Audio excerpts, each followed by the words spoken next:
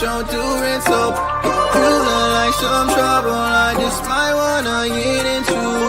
Pull up and so girl, you know I don't do rinse up. Limes and tequila, can't forget the reefer. Always call my phone, but say nothing when I see ya. Limes and tequila, can't forget the reefer. Always call my phone, but say nothing when I see ya. What's going on, everybody? Happy Wednesday. Happy day before Thanksgiving. Welcome back to the Betting News Network 3 hours earlier, and now you're stuck with us for an hour and a half, baby. Welcome to the program. This is the All Sauce team. That's Vsauce. That's Just Soak. My name's Sweatpants Jesus. Stoked to have you guys here on the Betting News Network. Happy Thanksgiving Eve, boys. I know B and I are excited. Sook, it's not really Thanksgiving for you, but you can honorarily celebrate with us. Boys, how we living? Happy Wednesday. Feeling good, man. I know it's not a holiday for Sook, but I mean, 3 football games on a Thursday, like that's got to be a holiday, anyways. Yeah, Big old cup slate tonight in the NBA. We're going to talk about all the games, obviously, in the cup tonight. The Cup's games have been awesome. We're getting down to the nitty gritty of the cup too, so we'll talk about some implications on the line tonight and the NBA Cup, and we'll obviously talk about the 3 games in the NFL tomorrow in honor of Turkey Day. We appreciate you guys for stopping by and hanging out with us for the next hour and a half, but don't go anywhere after us because another hour after us is Expected Bets 4 as the lads break down a ginormous slate of hockey tonight. So they will be rocking and rolling with you guys directly following us. So 2.5 hours. This is the record, boys, of content we have on the channel today. 5 shows we had live today. let's 5. go. And chat's been loving it. I've been tapping in kind of throughout the day, getting ready to rock and roll for Thanksgiving, and it's been a vibe. So we appreciate you guys for support and hope we've helped you get through that last day of work if you've had to work out there today, and then send you guys off into the Thanksgiving sun tonight. Are you guys doing anything tonight for to celebrate getting ready for Thanksgiving tomorrow, or is it just tomorrow? I'll be heavy in the lab for the NFL slate tomorrow, but I know that everybody else, I've been seeing the meme on the timeline. QB Neal. That's what today is at work. It's a QB Neal day. We're going into the weekend. No one's really. We had a lot of people tapping in. Shout out Alex for their fantasy show. They did a great job talking about the football tomorrow. We've done a lot of graphics on this over the last couple of years. It's kind of gotten a little tired, I think, because a lot of people do it now. So we didn't even do it this year because we've done it the last couple of years. So I'll let you go first as a non-American. What's your favorite Thanksgiving food? I mean, we still have Thanksgiving as Canadians. So let's not forget that. You guys always want to. We just have it a little earlier. So yeah, we do have you guys are premature in your celebrations. It's fine. We have a whole spread. I got to go with mashed potatoes and gravy. Oh, that's so bland. No. I don't know how you guys are making your mashed potatoes. No, they're delicious, but there's so many better things. But okay. On Thanksgiving though. Hey, as long as you don't say fucking green beans like Adam, then we're chilling. No. Adam's green beans was an insane answer. I will say that. And not even the green bean casserole, because I love green bean casserole, but not just green beans. Ooh. I mean, I like green beans, but in comparison, holy, what's your sauce table? Yeah, I like the mac and cheese. It's a nice mac and cheese. Yeah, it's pretty chalky, but I honestly a big mac and cheese guy. I like all the sides. I'm obviously not a turkey guy for obvious reasons, but my wife does make these really good like veggie meatballs. They're like that's something we have every Thanksgiving. I get very excited about. That sounds good. Are you cooking anything specifically, or do you just get to rock up and undo the belt and get after it? That's it. I just show up. At game time. He's a constant GTD, but then he always shows up. Exactly. He's like Joel Embiid. You know what I mean? Just here we are. Belt nice and loose. Yeah, baby. Big chunky sweater on to cover up my gut after I finish. Belt optional, gut covered. Man, I love all of it. I love the entire plate. There's not it all. I'm the type of person that like I take a bite of this, mix it with that, flip it into this, cover it in cranberry sauce in the gullet, and just rinse and repeat. So it all kind of. Yeah, I don't mess with the cranberry sauce. No, you got to get the right cranberry sauce. That's what I've learned. I've learned the right cranberry sauce. I was very hesitant on the what is the sweet potato one with the marshmallows? Sweet potato casserole. Sweet potato casserole with marshmallows. I was like, what the fuck is this? I remember when we blew your mind last year with the sweet potato casserole with the marshmallows on top. That was some elite content to watch you have that be a light bulb moment for you. Dude, I'll go with this. I'll have a little bit of not a hot take, but I will say that the leftovers the next day and the sandwiches with the cranberry sauce is the move. That might be my favorite part of Thanksgiving. And this is it. The cranberry sauce is the elite side on the dish. I don't care if you don't think it's a side, and it needs to have the ridges from the can. Otherwise, I don't want nasty. Nah, what? Oh. Ridges from the can? Somebody put this guy in timeout, please. Yeah. Chad knows what I'm talking about. Ridges from the can. He put himself in timeout. He did. That was so funny. He's like, Chad, and then he cuts himself off. You told me to go in timeout, so I put myself. I love you, man. Ridges from man. the can. See, Alex knows. I feel like that's like me and V are triggered because it's like Americans. Then I'm not saying this any type of way. You guys are just a little used to the processed food. It's a little disturbing. Hey, bro, I'm cultured. I like homemade cranberry sauce. Don't get me wrong, but I want the ridges from the can, my man. Really? Is it like what's the difference? Is it just nostalgia? It's the texture, it's the consistency, and it's the way that you can slice it and it stays up because it's so jellied. Is it the jiggle? Is it the jiggle? Feed it to me. I can't eat Jello, man. Oh, it's not Jello. It's not Jello. Jello. It's jellied. It's different. It's a different situation. See, now I'm hungry. Now I'm starving. I'm ready for Thanksgiving. I'm so glad. In V's defense, you just described Jello. No, I said it's jellied. Jiggly stays in its own form. That's a little scary. All right now. She gets it live and in color, baby. Every day. Could you guys imagine? Goodness. I know, right? I know. All right, let's talk ball. We got a huge slate of 3 games tomorrow in the NFL we're going to touch on with you guys. Drop what you guys like in the chat. We're doing a giveaway today, chat. Tell your friends. Come hang out with us, twitch.tv/betting news. If you're watching this on YouTube or X, appreciate you. But we're going to be rocking and rolling with you guys on Twitch. We'll be doing the giveaway in honor of every day this week and celebrating Thanksgiving. We'll be giving away a swag pack. So drop a dub in our Twitch chat and hang out with you guys for the next hour and a half. You guys, so shall we dive into this football games? You guys got anything else? Any other crazy takes about Thanksgiving you want to talk about? Favorite pie? Do you guys like pie? Big desserts? Oh, love pie. That's the best thing about Thanksgiving is the variety of pies. You seem like a big pie guy. Yeah, I do seem like a big pie guy, don't I? Big pie guy. Big pie guy. What's your favorite pie guy? My answer for that is the chalk apple pie. I love apple pie. Oh. Fair enough. I'm big all pie for guy. it. Hey, pumpkin is sneaky. I love pumpkin pie, man. Pumpkin pie is that one. Yeah. Afternoon. What up? What up, Rozzy? How we living, big dog? Hey, we appreciate you, man. Appreciate you. Thanks so much for watching all day and the vibes. We appreciate all you've been doing. We're gonna talk about it, and it is open. You know the vibes. We'll get there though. I've actually diversified my portfolio a little bit. I didn't technically bet on Denny that I'm going to tell you guys about, but of course he's in my slips. So if I don't pitch him to you guys, just know that I bet on him on the side. But of course, yeah, for sure. We all have those guys that, because chat, before we jump in, we do this every day with you guys, and we pitch you guys all the plays and stuff that we like, right? But I've seen the slips that the guys have sent, but I also know the slips I have, and I also know that some of the stuff that we bet on the side ourselves. So just because we haven't put it out there doesn't mean that we don't necessarily have money on it. Because there's some stuff that you guys probably don't want to know that we have money on specifically. We say responsible gambling, but we preach, and the practice is in private. You'll never know if it's true or not. So. Goat's muted. Let's go. Happy Thanksgiving. Happy Thanksgiving. But yeah, I agree completely. I put out one Packers prop a week in my piece because I try to tame myself. But do you really think I'm making one Packers bet per week? Speaking of, yeah. Speaking of, shall we? Let's dive. We shall. Great little segue. Getting good at this, my man. Let's jump in. Let's talk about your boys. First game on the docket tomorrow. Whether or not you've already eaten, you'll be maybe looking at the plate. The belt will be getting undone, but maybe the belt won't get used in this game, though. 2.5-point spread. Lions hosting the Packers, 49-point total. We're obviously not going to get a chance to talk about any of these games on Sunday when we'll do every game in Gridiron Gang. But V kicks off 2.5 points, higher total in the dome. Jared Goff back in his comfort. What are we thinking?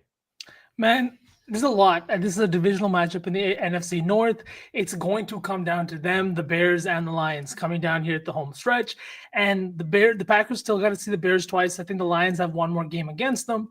But this is, once again, a very, very fun division. This is going to be another fun game in a dome. That's another reason that I'm super intrigued by this. Weather and everything like that is not going to be a factor this week. And we know that Jared Goff has been much better when not only in a dome, but home at Ford Field. He loves that home environment, whether it's the lead up to the game, whether it's the home fans. He's been just so much better at home. What I'm seeing in this game, I'm seeing a defensive battle. We've seen the Lions defense really step up the last 2 weeks. I know they kind of got carved by Jabu last week, but I mean, so did the Packers. That just happens. Nobody can contain Winston. Now we're looking at a team, though, that I think is going to have to contain this Packers offense.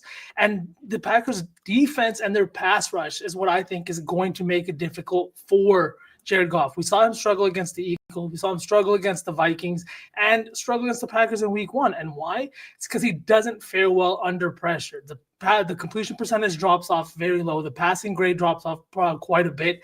And the offense just looks discombobulated. Last week, Jameson Williams finished with no targets, I think it was. He's been very sporadic in his use too. But I'm very excited about this game and it being at 10 a.m. to start my day. I'm either going to have a wicked Thanksgiving or I'm just going to be miserable until dinner time.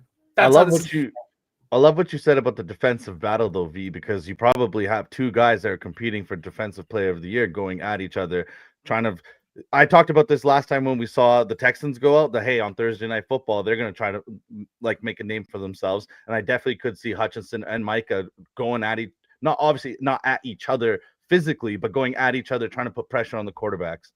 So this should be a fun game. Absolutely. Aiden Hutchinson had that game-sealing sack against James Winston in overtime last week, right? It was actually a really dope scene. He gets the sack and then runs straight into the locker room. You know what I mean? He's riding a high. Michael Parsons, I think, had 3 sacks last week. He leads the league in pressures. He's on track to shatter and set career highs this year. So I'm very excited to see what happens. But SPJ, what are your thoughts? What are you thinking? You know, first of all, neither one of those guys are going to win DPOY, unfortunately, unless Myles Garrett just falls off a cliff. But I have no thoughts on this game. This is the one that I didn't really like anything. I don't like any of the defensive matchups necessarily. Kind of think that maybe the Packers defense can kind of stranglehold this Lions offense, but in the dome, I don't know, man. I don't know. Unfortunately, I kind of feel like maybe the Lions win this game too, V. I don't want to let's go totally go that direction, but I do think the Lions get the job done here. No confidence to bet on it specifically for my friendness and you being my friend. I hope that your team wins, but just from like what I'm looking at from these matchups, like I just feel like the Lions get the job done. But I think it should be a really good game to start us off. Obviously, divisional battle, a lot on the table for both of these teams right now in their division and also in the NFC as a whole. Yeah, chat, how we living? The one thing is also that's good to mention too, which I'm sure you know this as well, V. Josh Jacobs is expected to play in this game. So we will have Josh Jacobs returning. I mean, Manuel Wilson was great for them last week, but, you know, Jacobs is the superior back here. So that helps in this matchup. Yeah, I don't have anything in this game. Like I mentioned, I'm probably just going to sit back and watch this one, get the vibes moving, start the day. I like the other two games a little better for props. Any bets you want to mention before we move on? Yeah, I mean, I don't bet it often, and I'm not usually on here with the Packers, but I think that the Packers cover here, man. I think the +2.5, I'm taking them on the money line too. I understand why everybody else kind of feels maybe a little bit differently, but I think this Packers team is being a little bit undervalued. They could possibly have Jaden Reed back on the field this week, but their defense is ranked 5th in points allowed. They've been good in the red zone, and Michael Parsons and this pass rush is really starting to find their feet, in my opinion. The offensive line play has been a little bit better, and as we've seen from the Lions, they just haven't been the same team, I think. Like, we've seen a really bad game against an Eagles team, and we've seen at times that they are vulnerable defensively, in my opinion. I think Jordan Love's also shown that he's been elite on primetime. I'm on the Packers. That's all I have right now with all the question marks around the around the Packers wide receivers. Just Golden still questionable. You got Wick still questionable. He had another good game. I just think this is going to be one of those things where I'm going to have to wait a little bit to see how practice and everything pans out today and what LaFleur puts out. I'll have a full breakdown of this game later on, probably some more plays. But right now, my heart says Packers money line. Also, Your heart. for if you guys want, if you guys want to bet touchdowns tomorrow, Sauceman will have his touchdown article on Thursday for the turkey touchdowns for you guys. So look out for that in the morning at bettingnews.com for the vibes. Actually, it might be tonight. Yeah. Ton of stuff coming out tonight, chat. So stay tuned. Turkey Day touchdowns. We got the Packers Lions game. It's gonna be a fun little Thursday. So lock in with me on Wednesday night. We'll have some drinks later, and then Thursday we wake up to cash some tickets. Literally, as soon as we are done with this show, the first espresso martini shall be shaken and be in my hand. Let's go. Yeah. Oh yeah. What's up, SK? How we living? I always think that this is your friend SK, but it's not. I did too. For the first couple times he popped in, and then I realized it's not. just a chat goat. We love to see it. Another goat. Danny actually told me earlier today, or I was listening to their show, and he said that Wednesday is apparently Blackout Wednesday for him. Which I was like, whoa, okay, Danny, let's get it. When he was coming from when he was like maybe in college, and it's extended into now. So, Chad, I don't know if you have names for the day before Thanksgiving, like Friends. A lot of people do Friendsgivings on Wednesdays before Thanksgiving. We're doing. I've heard about Blackout Wednesday. You know, everybody's back home in their hometown, right? You go to the hometown bar. Does that have to be before Thanksgiving, or can that just be a random Wednesday? Because I've had a few of those random Wednesdays. That's fair enough. Oh, Chu agrees with me. Everybody, that's great. Yeah. Oh, there we go. I like this too. I don't think I'll bet it, but I do think that he has a chance to have another big game off of that massive game last week. All right, let's move on. Let's go to the second game. Sorry, I had one more shout out because they're 4-1 at home. We all know the Lions play a little bit different at home. Jared Goff's 50 first quarter passing yards is hit in 10 of the last 11 games at home. He averages about 70 yards passing in the first quarter. It's a little bit juiced, but you can find it at a playable number of around -130, -140 on some books. I just thought it's worth a shout for how much it's hit, but I didn't play it because I do lean with what kind of Vsauce said of it being like a messy morning first game. I think we should. What I will say about all these games, I like this place hook, by the way. We might have 3 bangers on Thanksgiving, which maybe has never happened in my lifetime. There's always been a stinker somewhere in there because the Lions are always featured and they've not been good since, but they've only been good the last 3 or 4 years. So, okay, Chewy in the lab. Before we move on, I know we keep adding on, but I just bet this right now. I just saw the line. Emmanuel Wilson plus 340 to get in the end zone. I know that Josh Jacobs is back this week, but he's had 3 touchdowns over the last 2 weeks. He's been great on the goal line in terms of picking up yards and not getting brought down in the backfield. He also had a great game last week. I don't think that you take somebody and just remove him from the offense completely, especially when Jacobs is coming back from a knee issue. And it's not like he had a full 2 weeks off either. I know he didn't play last week, but it's still technically a short week, less time to get back. And I know he wants to be back for the Turkey Day game. And, you know, there's a lot of narrative around this game. Divisional game, it's going to mean a lot. But I think Wilson could get in the end zone at plus 340. No, I like that because that also feeds into the idea that you, especially in Detroit, I doubt that LaFleur wants to get into a toe-to-toe, a shootout with, you know, this Detroit offense. Like, he would rather control the tempo, control the pace on the road, and that means you got to run the football. And LaFleur likes to run the football anyway. I mean, you've bitched about it for a long time with his play calling, but at the core of how he calls the offense, he wants to run to set up the pass in comparison. And if you have a guy like Jacobs who is a little dinged up, even if he is coming back, and as you mentioned, a guy who's been running the football well the last couple of weeks, feature him. Why not? All right.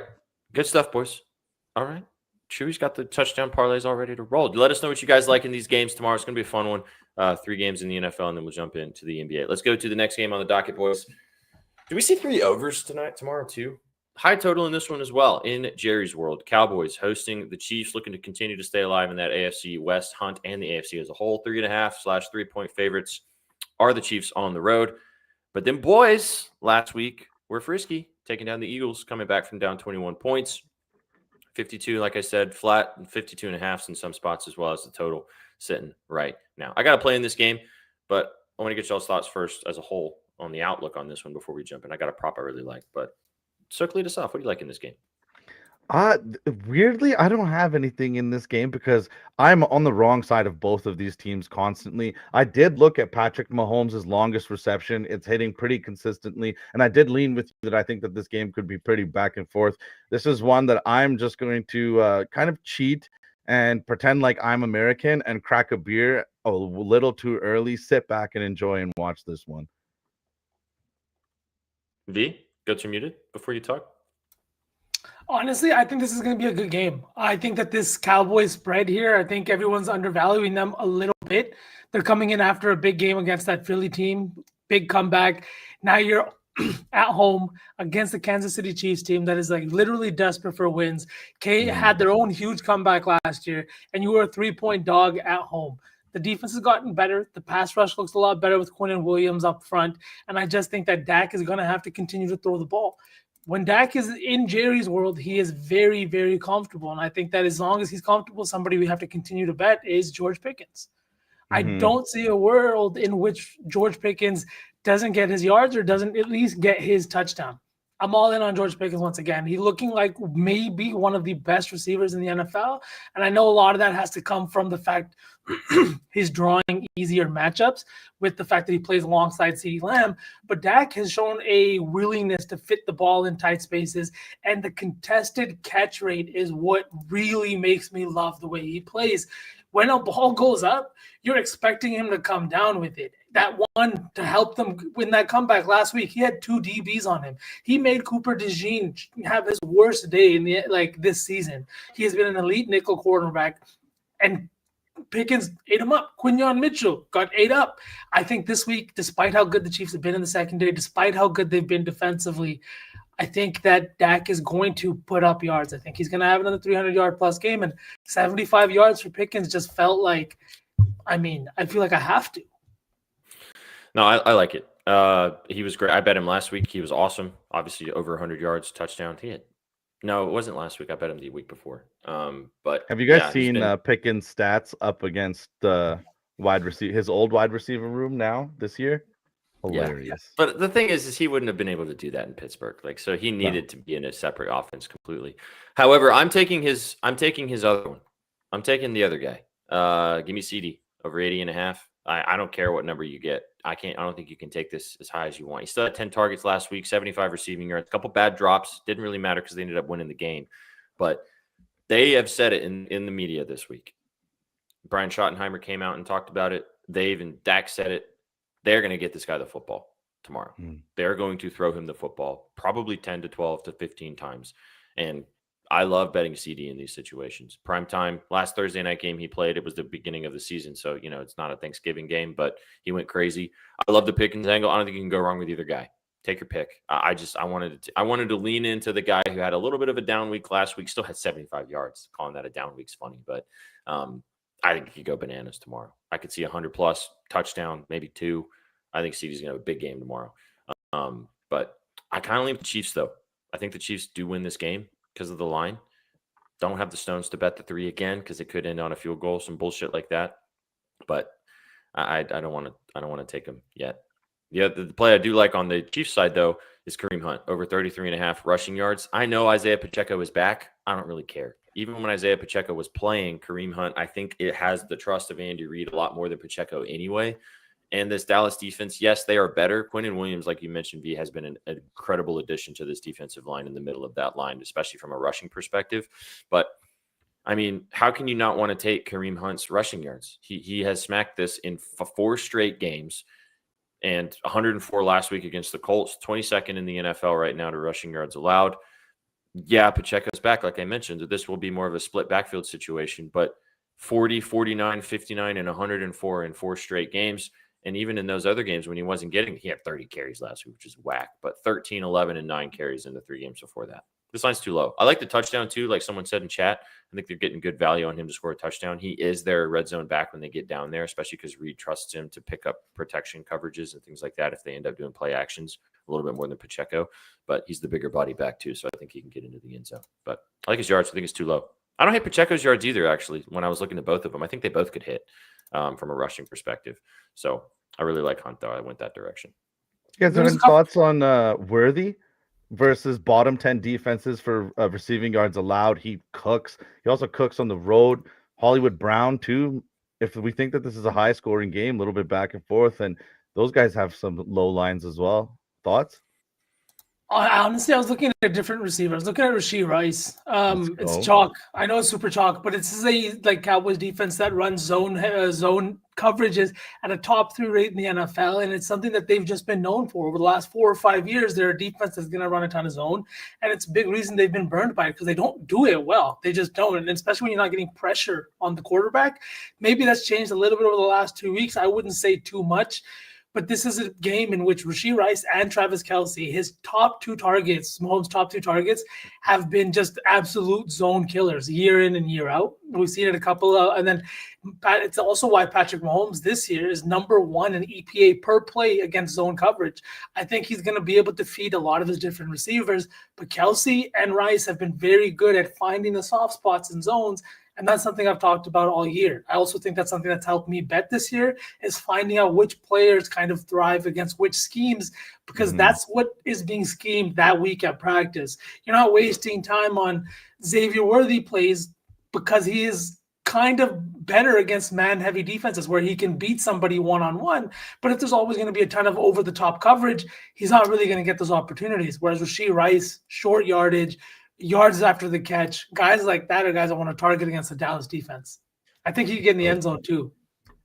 His target share has been insane too. 12, 9, 7, 9, and 10 targets in his last 5 games, as in Rashee Rice. So he is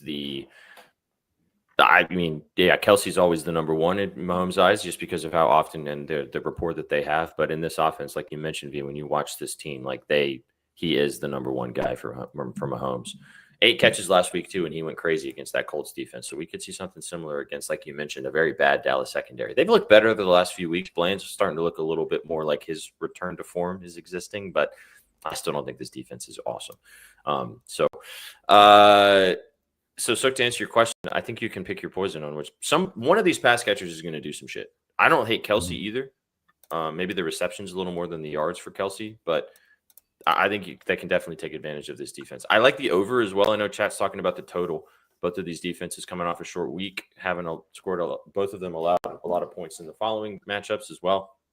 I think that we could see just a track meet. You think CD and Pickens are arrested? You think they got their arrest in? Holy, whoa. That sounded like CD Pickens arrested? I was like, what? Oh, rest in. Got their rest in.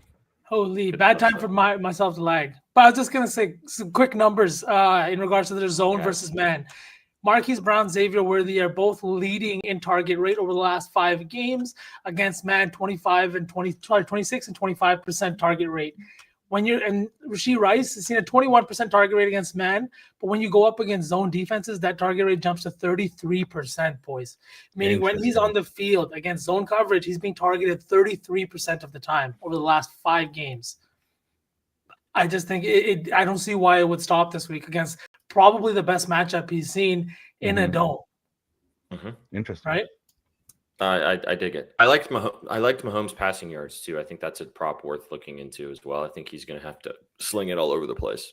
That might be a way to just take it and not worry about it. Maybe his passing and plus rushing, because he will probably scramble some tomorrow too, I would imagine. So, all right, let's swing. Let's talk about the last game, and then we got to move on because we got a lot of basketball to talk about too. We're going to run out of time, as per usual. Let's go to the last game on the night. Joey Burr is back. The Bengals traveling to Baltimore. Joe Burrow and company coming to town. Last stabs of staying alive in this division as they sit 3-8. Lamar Jackson and company have been better, but they looked bad last week, even though they ended up winning against the Jets. Over under 51.5. 2 teams that know each other very well. Obviously, there's all the eyeballs on Joey B being back. I'll go ahead and lead us off, boys. I'm taking the chalk. I don't care it's chalky. I don't care that there might be a lot of people on it tomorrow. I don't care that it makes too much sense. Give me Jamar Chase over 94.5 receiving yards. His buddy's back. He actually did fine with Flacco. He's also coming off the Spitgate thing. He didn't play a game. You know he's going to come out pissed off. And he just eats this team alive, man.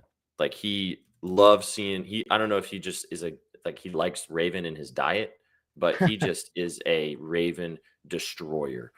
Earlier this season against this team, he had 264 receiving yards in that game. Now, do I think he's going to have 264 receiving yards? No, probably not. But in his game prior against this team, He had 193 receiving yards against this team.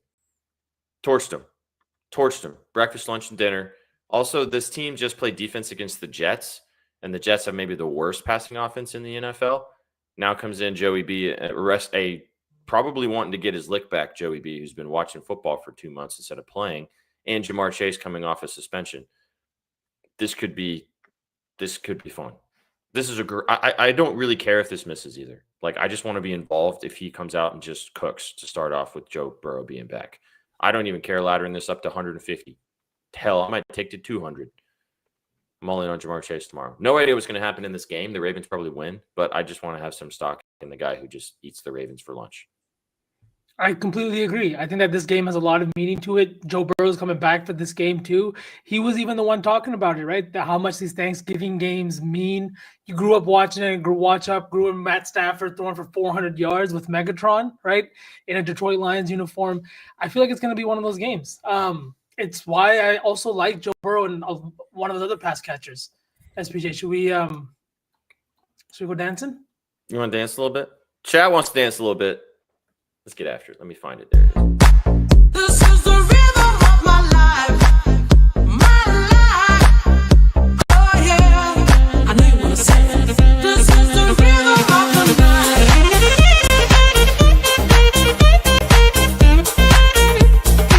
This is the rhythm of my life. This is the rhythm of my life.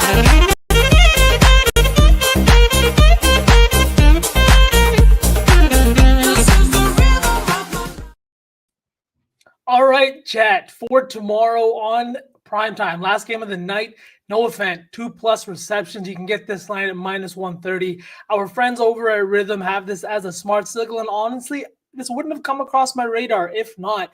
I know Mike Gesicki is back for the Bengals. I know Noah Fant had just 1 target last week, but that doesn't matter. In 2 games with Burrow this year, he had 5 and 4 targets, cleared this line in both, and going up against a Ravens defense that ranks 24th in pass yards per game allowed.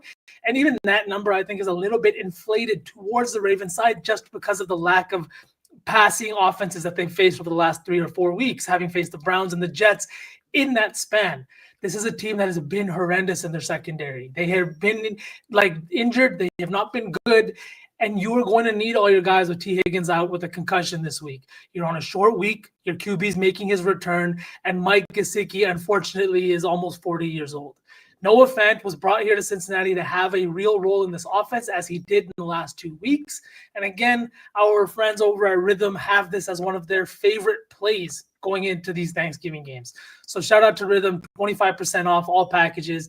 Go over there, build your models, check out what they have. It's been a fantastic tool that we've all added to our tool belt over here. And let's go Noah Fant. 2+ receptions. Just need 2, baby. No, I like this. I bet it 5 or 6 weeks ago. And it smacked. He had 3 catches that game. And as you mentioned, no T. Higgins. So, and this Ravens defense, pretty bunsy. So there you go. Shout out our friends at Rhythm, Vibes25. Get the promo code. Go check out. Go make your own models. You know what? These models won't judge you for having to wear a sweater because you got a pooch after eating tomorrow. It'll help you out, actually. It'll be good. You know? Sucked in my catcher. All right. Good ad read. Yeah, get after it. I'm watching Jabbers TikTok right now. Leave a message. Chew. Oh, awesome. That's awesome. Alex talked about this Jamar Chase earlier, and also he was busting a move. But do you guys have do you have any bets in this game? Any read on the side of this one specifically? Okay. I just took Lamar Jackson, 5+ rushing yards. Look around, it's 5.5 on some books. I found 5. I liked it. It's only missed 2 times this season. Like SPJ said, these 2 teams are very familiar with one another. So I do think that this will be a banger of a game. And that Bengals defense is not good. I could see Lamar finding his way to a few rushing attempts, maybe a big pop 2. I almost played the longest rushing attempt, but I just went with the overall attempts. I like this. He hasn't been running because I don't know if he's like still banged up or something, but he just hasn't been running as much as he did previously. It's going to be this sweat. was like no, but it feels like the type of game where he has to. I don't hate the King either. You guys know I have no problem betting Derrick Henry, but yeah, I can see the King getting loose against this. I kind of like all the dogs on Thursday, man. Not gonna lie, even the Bengals. Yeah. I think of all the lines, I think it's because it's a touchdown. I like this one the most. I feel pretty confident. I might actually end up betting the Bengals plus the points. The Bengals are bottom 10 in rushing attempts allowed, and they have been for more than a few years. I'm betting Derrick Henry, boys. I'm doing it. Derrick Henry over. Let's see the best line here. Do this with you guys live, and then we'll talk basketball. 91.5. I might take the 90 plus for some juice. 32nd in the NFL to running back to rushing yards allowed. And I mean, on a Thanksgiving night, I've been very thankful for Derrick Henry in my life. I might as well be thankful for him on the day of thankfulness as he puts money in my pocket. Why not? Yeah. It's going to be fun games, though, boys. Hopefully, we get a good slate of games. We also have the Black Friday game. We'll talk about that on Friday because we'll be back live with you guys tomorrow. Get sad, chat, though, because no programming tomorrow. But it's okay because you guys will be spending time with your families. But don't miss us too much. Is anybody sad? Chad, you guys going to be sad that you're not going to see us for 24 hours? Just lie to us and say yes, please, chat. Just he needs the validation. I need it desperately. Desperately. There you go. Your bestie will be sad. Thanks, Chewy. Okay, that's the basketball. That's the football chatter. Let's jump into the basketball. Huge slate of games tonight, boys. As the NBA Cup continues, getting into the point where the group stages are almost finalized. The Lakers locked in their division last night with their win. The Raptors have also won. I'll bring up these standings as we sit right now before we jump into these games tonight. Raptors top of the division. Fair enough, Jay Dizzle. That's a good way to say it. Yeah, that's fine. The Lakers also won their division as well. But as you can see, there's a lot on the line tonight. We'll be referencing this graphic quite a few times because there's a lot of implications that will be played out tonight in the games that we do have. Anything you guys want to mention before we jump into these games on the standing side of things? I want to mention that chat's the best, and I love every one of them. Just want to say that. But standings-wise, I don't know. The Bucks are in a good position, but they've got a tougher matchup tonight with Miami. Tyler Hero's back in that one. Giannis could also be back. They're saying he's a true game time decision. Maybe he's coming back for this specific reason. What about you, Suk? What are you thinking? Weirdly enough, the game that I'm most excited for is probably the one with two teams that are eliminated at the bottom right there in West Group C. You're looking at the Rockets and the Warriors playing tonight, but you'll have to wait till we get there later in the slate. But that's the game that I'm looking at. The one that actually weirdly has no cup implications. Sorry. It does have cup implications. The Rockets and the Warriors, they're pretty much eliminated. Well, I'm sure they'll still be fighting for something. No KD in that game too. We'll talk about that in a little bit. It's funny too. There's also the Pels are taking on the Grizzlies. The Pels are eliminated, obviously. It's also the Raptors are taking on the Pacers, which that game has zero implications because the Raptors have already won and the Pacers are out. So we'll see how that one plays out as well. But so there's the implications on the line. Also, the Lakers last night was fun to watch. Luka Doncic is just absolutely cooking with gas right now, boys. Looks unstoppable. They are just covering everything as well. Every game on the road as dogs, as favorites. They're just doing their thing every night. Look how mad this guy is. He's so upset. I was gonna say I don't need I feel like my face says it all. They've been fantastic. Yeah, fair enough. They have been, and that was without Braun. And Braun looked like Braun last night too, which was fun. All right, let's jump in. Chat, strap in, boys. Let's do a slate lay. We're gonna have to run through these games pretty quickly. I'm reminding myself that too. So no expansive, super deep sell jobs. We'll get in and get out for most of them. Shall we dive? Let's go. Let's start with your lads. In TD Garden, Celtics taking on the Pistons. Pistons looking to stay atop of their division, like I just talked about, as they are the ones that are competing at the top with the where are they? With the Magic, who just got a win yesterday. Celtics need this win desperately. 20-point differential as well. They're 1-2 in the division too. So this is kind of win or go home time for the C's. I don't have any major thoughts on this one. I'll let you guys take it away. What do you think about your boys tonight? / this afternoon. This game's in like 25 minutes. 25 minutes. Yeah, I was just going to say, I don't have many thoughts on this one, but the spread feels short to me. So me and Betalytics, we comboed for this one. We're on the Celtics +3 or +2.5 is what the number was when I plugged it in about 45 minutes ago. But I open up the Betalytics app as I do every day, and I see Celtics +2.5. I see Celtics outright. Come on, guys. Eugene's texting me things like Celtics outright. Of course I'm betting it. So yeah, don't listen to me, chat, because I don't want to hear you bitching about it later. All right. But this is me and Betalytics. We're riding with the seas. On the spread, we're taking the spread, a little insurance. But the spread feels short. You got the 15-2 Detroit Pistons rolling into Boston against a 9-8 team whose defensive efficiency has been very mid-tier, who have not really had the kind of scoring output that we have seen in years past. I don't know. It does not feel short at all to anybody else. I agree with you. The Celtics also really need to win this game. The Pistons have won 13 straight games as well. I think if this happens, I like this better. Didn't bet this, but I do like this quite a bit. I think Jaylen Brown's going to have a game tonight. I like his 27.5 points, 26.5, depending on what we're looking at here. He just had a 40 piece against this team earlier this season. Didn't matter because they ended up losing still. But if you feel like that JB's going to, if they're going to cover / win, JB's going to have to be JB tonight. So I like the 27.5. You can go PRA if you want. It's 37.5. But I think he's going to have a night tonight. I think 30, 35 is on the table for sure. Yeah, if you think the Celtics make any noise, you have to think that JB is going to lead the charge because Detroit is 12-5 against the spread this season. They are covering, they are beating teams. And I know that Vsauce just said their defense hasn't been that great, but this is a really, really good team. Or you mean Boston? Boston's defense has been mid-tier. Detroit's defense has been elite. Incredible. And we can't even play with any sort of pace at all. Our team is just bad. No paint presence. Actually, that's also I was looking at Durin. So I want to ask you about him. I almost forgot. But Jalen Durin. Points felt high. It all feels pretty high because of how good he's been playing. But this matchup just feels like, I mean, no Kita either. He's been our best rebounder. You can probably take his PRA, right, SPJ? Mm-hmm. I have that on my book. 34.5. 31 and 30.5 PR. To be honest with you guys, I just take the boards. He had 18 rebounds, like you said. I mean, is Luka Garza or Jalen Walsh going to check this dude down low? Jordan Walsh. Oh, my God. These are the guys on our team. Our team sucks. Real minutes? Potato, dude. Like, come on, man. I'm just saying the boards for this real minutes on my team right now. I love Jordan Walsh. Shout out Walsh. Yeah. Shout out Walsh. I'm down to take either JB points or Duren rebounds. I don't think we can put this in the slate lay anyways. Right. It'll be starting. Right. Okay. So okay, let's move on. I don't hate your boys though. I did look at it. The spread feels short. But it feels like it should be 5 points, Sook. It feels like it should be 5. Yeah. I think it's because it's the cup. I think it's because it's the cup. 232.5 point total wouldn't exist either with these two teams going head to head in the Garden. No way.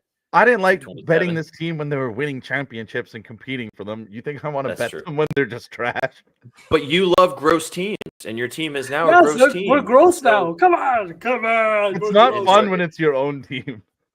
Yeah, tell me about it. I've been hate watching the Titans for 2 months. So it's like gross 2 months or 2 decades? Up and up, not on the decline. You know what I mean? Like, look at the Pelicans. He hates the Pelicans. Oh, yeah. And I still bet Spears all the time while putting the Pelicans to not cover the spread in the same play. You said 2 decades. The Titans went to the AFC Championship game in 2019. Check yourself before you wreck yourself. All right, now. What'd they do with that coach? Let's move on. Knicks taking on the Hornets. God damn it. What are we doing? I'm sorry. At least Cam Ward's good at football. That's fun. Yeah, it was so with it. Yeah. Hornets taking on the Knicks. Where's the graphic for this one? Am I just not seeing it? There it is. 6.5 point dogs are the Hornets. Knicks 6.5 point faves in Charlotte. Another ginormous total, 240.5. Hornets got to have this one, otherwise they're eliminated from contention. Knicks also need to get this dub too if they want to stick around in that East Division with the Heat and the Bucks going head to head tonight as well. But this is pretty much curtains time for the Hornets. I don't think they're going to make any noise in this division anyway, but they need to do something tonight. I ain't got nothing in this game, boys. The only thing that I was going to talk about maybe is how good Con Knippel's been. I mean, this guy has been absolutely – we've been talking about him since the start of the season, but, I mean, he's doing historic stuff as a rookie so far. He is leapfrog Cooper Flagg as the leading betting favorite right now to be the rookie of the year, and I think for a very good reason. Miles Bridges said he's been the best player on the team, and if you watch these games, which a lot of us have been watching Hornets games, he ain't lying. He's been awesome. Anybody got any thoughts on this one / bets in this game? Yeah. Shout out Shaggy, who before the season started said that he doesn't think the gap between Cooper and Khan is that big. And I was floored at that take, but Shaggy is a sharp. Yeah. Honestly, I'm looking. I bet Con at 17.5 points. I think that's a great line. He's been doing nothing but shoot the ball. And this is a Knicks team that I've talked about like countless times about how they're not good on the perimeter. They are right now 26th in 3-point percentage allowed. They have like countless 28th in threes allowed. And I just think that it's become a theme with them now from last season to this season. And you're missing one of your best perimeter defenders in OG Anunoby, starting a guy like McBride at the 2 spot. I think that Khan could come in tonight in a tournament game and in Charlotte at home against the Knicks, like the big city boys coming down to Charlotte. Feels like a perfect time for a little Midwest kid to go off. I like it. I like the PRA too. I think it's too low. Is he due for a kind of a stinker of a game? Sure. He said 23 plus points in 4 straight, but I mean, come on now. Do you guys have anything else in this one? I didn't even really look at the Knicks side. I don't know. This game didn't really 3 plus 3s. It's a little more juice, but I like the 17.5 points quite a bit too. I'm down to take the points. Cirque, are you down to take the points?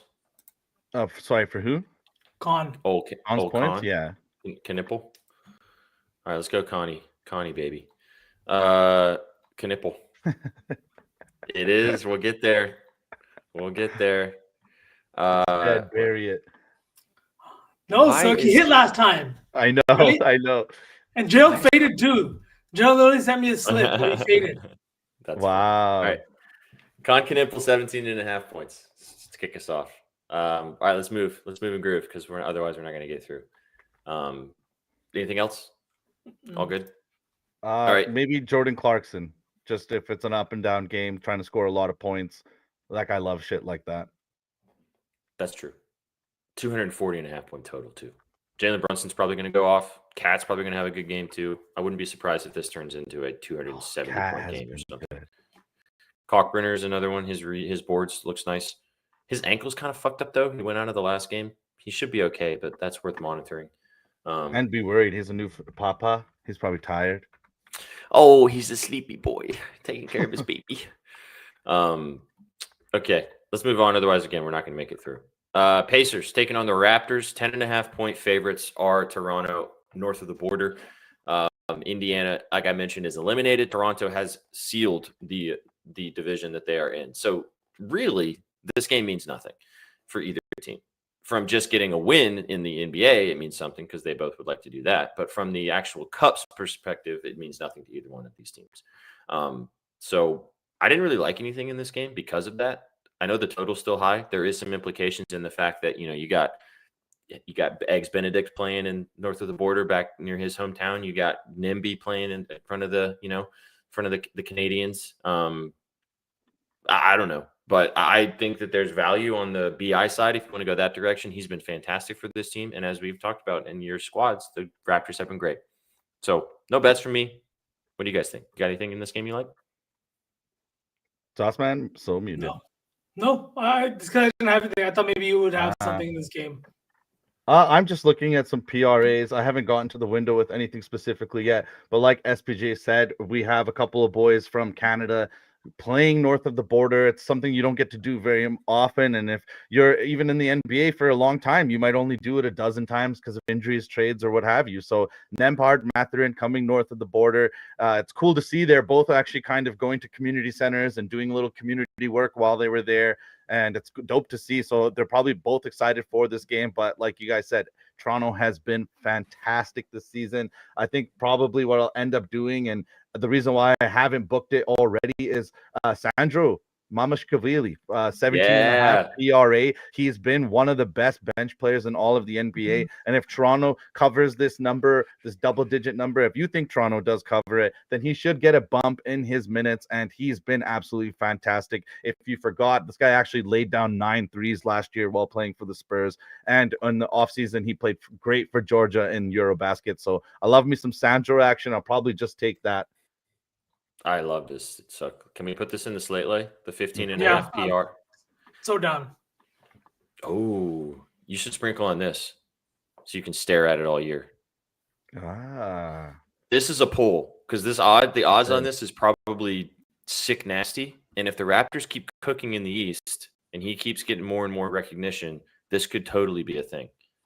Because the rookie could fall out of the rotation easily. Darko could go, hey, we love you. We drafted you. We're trying to develop you. But now we're locking in for the rotations for the last 3 months of the season. We'll see you next year. I could definitely see that. That's a pull from the intern.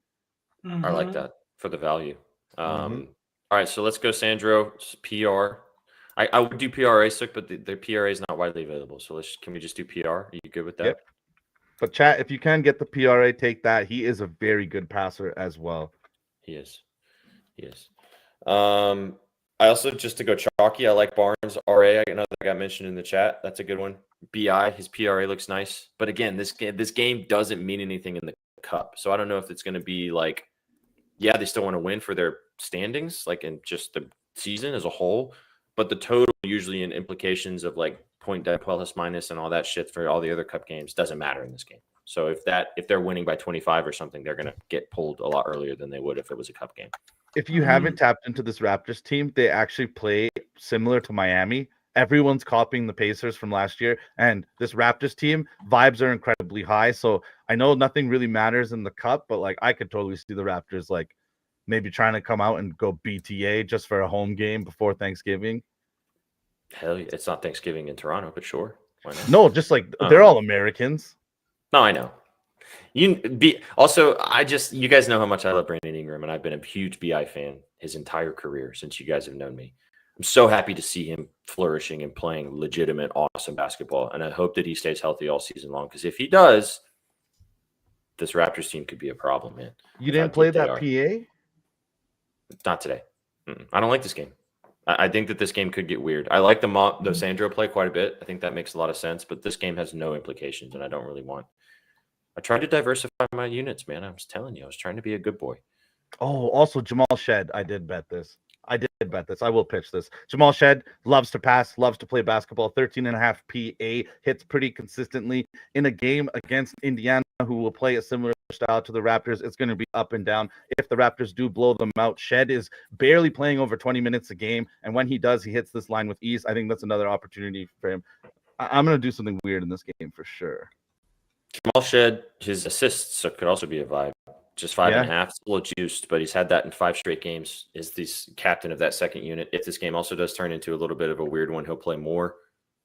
Could be a situation there too. That's a good shout. I'm pretty sure he did have a game where he had a goose egg from the points. Yes. He had a game where he had 6 assists and no points. Yep. Yeah. So I don't hate the PA. He should probably score, but the assists I feel like is probably the most consistent. Yeah. Anything else, or should we move? Smooth. Do we want to stick with Sandro, or do we want to throw Shed's assist in here? I like that quite a bit too. Or should we Let's stick with Sandro. Let's stick with Sandro because I had to type it all out. So you didn't waste the activity. That's fair. That's fair. The guy who's the announcer for the Rockets like learned how to say his name, and he's like repeated it 100 million times because he learned how to say it last year. Because it's a hell of a name. All right, let's move on. Let's go to, we talked about this one earlier. Let's see how we're feeling about this game. The Miami Heat taking on the Milwaukee Bucks. Huge implications on the line for both of these teams in the top of their division. I'll bring it up one more time. 2-0 are the Bucks, 2-1 are the Heat. 46-point differential there for the Heat. So if they win this game, they will leapfrog the Bucks purely off the fact they just beat them, and also they have a way better differential as well. Tyler Hero is back. Looked really, really, really, really, really good in his first game back. Norm Powell is also expected to return in this game after being hampered by a groin. As Sauceman said earlier, Giannis is a true GTD. We don't know if Giannis is going to play. The line is kind of speaking to me on the fact that the books think that Giannis is not going to play, as they are 8.5-point dogs as we sit right now, boys. I'll get it out of the way. This is one of my favorite plays today. You guys know I'm not a huge fan of this guy, but after how he looked in the first game of the season, this line is just way too low, man. Give me Tyler Hero over 28.5 points. 24 points in his first game back, was efficient. He hit 9 floaters. He had a double-double against this team. He played them last time. He hit his PRA in back-to-back games against the Bucks last year. This is going to be in the 30s soon. I still don't think that the books think that he's like fully back. He still played almost 30 minutes in their first game back. I know Powell didn't play either, so there was a lot of more shots to go around. I don't think it matters. Hero looked awesome. Again, not a guy that I love. He's a weirdo too, but put him between those lines. Homies be hooping. This Bucks team is also not very good defensively. High total. I think Hero's going to come out and cook tonight. I don't hate the points either, but I wanted to play the PRA because Powell is back. He could also play that facilitating role because now he's not. Now that Davion Mitchell's not in the starting rotation anymore, so Hero's going to have to be a facilitator some. So I think the PA looks nice. I want to take the boards as well though, so I just roped it all into one. Give me Hero PRA. Let's go. Sauceman, any thoughts on this one? Yeah, actually, a bunch. So I know it's just a 1-game sample size with Tyler Hero in the lineup, but Miami's pace significantly took a hit in his first game back. They went from 106 possessions per game to about just over 100 in their last game. Their offensive rating in their last game was just 105 compared to 116 what they average. And if you look at the team that they were playing, it's the Dallas Mavericks. It's not really a team that you would think it should slow down against that much. The Mavs still ranked top 6 in pace this year. So I'm just wondering, did that have more to do with the fact that Norm wasn't playing and things like that, or did Tyler Hero really just kind of changed how this offense operated? They won by 1 point against a Mavericks team that we all don't think is very good at all. I don't know. To me, a little bit makes me kind of lean with the Bucks here. I know the 8.5.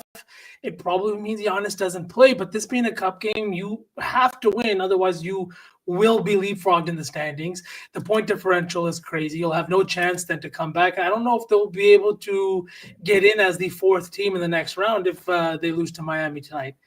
8.5 points feels like a lot. It feels like where you might see some of their guys play a little bit longer just to kind of even shorten the point differential if possible. I don't know. I was also looking at Ryan Rollins at 29.5. He's been really good, but his biggest games come with Giannis out of the lineup. And you might be getting great value on his line if he doesn't play, but you might also be getting, janked if he does play. So I don't have anything in this one because you have the rotational uncertainty in Miami, and then with Milwaukee, you don't know if their best player is playing. So I was just lost on this one. Maybe you could just take the over if you wanted to get to the window to something now. What do you think about their offense look? Like, I know it was just a 1-game sample size, but do you think that, like, in my opinion, I think Tyler Hero could work great in this fast-paced offense if they commit to playing that way. Do you think that changed with him back in the lineup, or do you think it's 1 game? Relax. I think it changes a little bit just because of his play style. He's a bucket like hunter. So I feel like he kind of maybe looks off the offense. But again, it's the first game in a new system. It's hard to emulate real NBA minutes. So he's stepping into that for the first time, trying to copy what they've been doing, what they've been successful with. So he might have a little bit of nerves as well. So it's trying to fit in, I guess. And it's probably just the first game. They're probably going to try to ramp up those possessions probably, right, SPJ? Because they got to keep doing what's working despite having an all-star in Tyler Hero. He's not a world beater. He's not all NBA. He's just an all-star. Well, we talked about this actually before Hero was going to come back on whether this pace is going to continue. So it's just going to be something we're going to have to monitor. I think also you don't want to have to get Tyler Hero out there running a track meet in his first game back for playing basketball. He hasn't played basketball, so his lungs are probably not, up to snuff, up to basketball shape. So I don't know if they wanted it to be by design for him to not have to run like that consistently. Because like I said, I was surprised he played 29. He played 29 minutes. I mean, that's a lot for a guy who hasn't played basketball in 6 months at least. Because I truly think he could not average obviously triple-double, but be a triple-double threat in 100%. This Miami offense. Like the 100%. Boards were there in the last game. If you were going to speed up the other team, he is a guy that's active on the glass, that likes to run the break. If he just runs that break with a little bit more vision than he's probably normally used to, I think this is a team or a guy that could flirt with triple doubles against good matchups. Just to say this because you brought it up, his double double is 25-1, and he did have a double double the last time he played against the Bucks. So he's also from Milwaukee. He plays this team very aggressively every time he plays them. He scored a 40 piece last time he played them. Yeah, him and Tyrese Halliburton, they both love to play Milwaukee, whether it's on the road or whether it's on their home court. This might be my saucy entry. I really like Tyler tonight. I can get down with this, yeah. But I don't know. I've got some other ones I like a lot too. Let's keep it moving. 30 minutes left in the show until we pass it off to the Slately. Where? Chat mentioned him. Or the over. I don't hate the over. I think there's going to be a lot of points in this game. The over scares me just because of what I said about the Miami pace. I just don't know what's going to, you know what I mean? 237 is a lot of points. Why don't we skip this one? It's 238.5 now. I think this game's going to soar. Do we bet Giannis? And if it pushes, it pushes. If Let's he just, doesn't let's, play, as Sook said, let's just skip it. We Yeah. don't have to put anything in this one. There's a big slate. All right, Wolves taking on the Thunder. Really interesting game here. T-Wolves 9.5-point dogs in Oklahoma City. Oklahoma City has just been fucking clapping everyone. 17-1 to start the season. Shea has played in less fourth quarters this season than he has played in more, which is whack. SGA was questionable earlier today. I think that he's still questionable. He's dealing with an illness. The line makes me think that SGA plays, but as we know with the NBA, he did participate in shoot around as well, so it's looking like that he's going to go. Hump Day Holmgren could be a thing. However, just to bring up the standings real quick before we kind of dive in a little bit, the Wolves need this game real bad.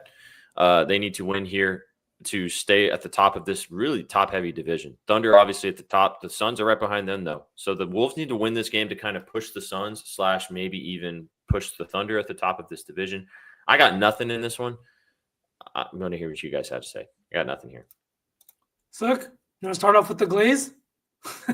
No Glaze today. But yeah, we could do Hump Day Holmgren. Obviously a hit last time. It's missed the last 2 times the PRA just in general. But Holmgren chat, if you don't know, he loves to play on Wednesdays. Go look at those splits if you can find them. But he's way better. And Vsauce, are we betting him today? Yep, I'm all the way in. You only get so many Hump Day Holmgrens during the year, man, and I'm not going to pass up on one just because Gerald and Danny love it more than we do, okay? What are you taking? His PRA? Yeah, the PRA. 28.5. I mean, I will say the 28.5 PRA is high, and it hasn't hit in back-to-back games, but mostly because they were clapping cheeks. It has hit in back-to-back games against the Wolves, though. 22 and 21. I think those were playoff games last year. They were. So Wolves a bigger team too, so the Thunder kind of leave Chet out there. They like playing the double big lineup against them. As long as he doesn't get into foul trouble, because that guy likes to reach. And this line will also disappear if SGA doesn't play, which is still up in the air as we say right now. So, I think there's definitely a chance SGA doesn't play because I wanted to do Cason Wallace for his stocks, actually leading the NBA in steals per game, but it's so juiced, so that made me go, he's probably starting at point guard tonight. I could see that. See it. Just to talk on the other side. In chat, somebody just said it. Anthony Edwards over 25 plus points. SK, yeah, right here. 25 plus points. Has to make up for the last cup game. That was an ugly one against the Suns, unless you were being Sook and you had money on the Suns. That was nice. But we got to get there too. This is a line that has hit in 9 of 13 games. He is taking a shit ton of shots this year. His usage is through the roof.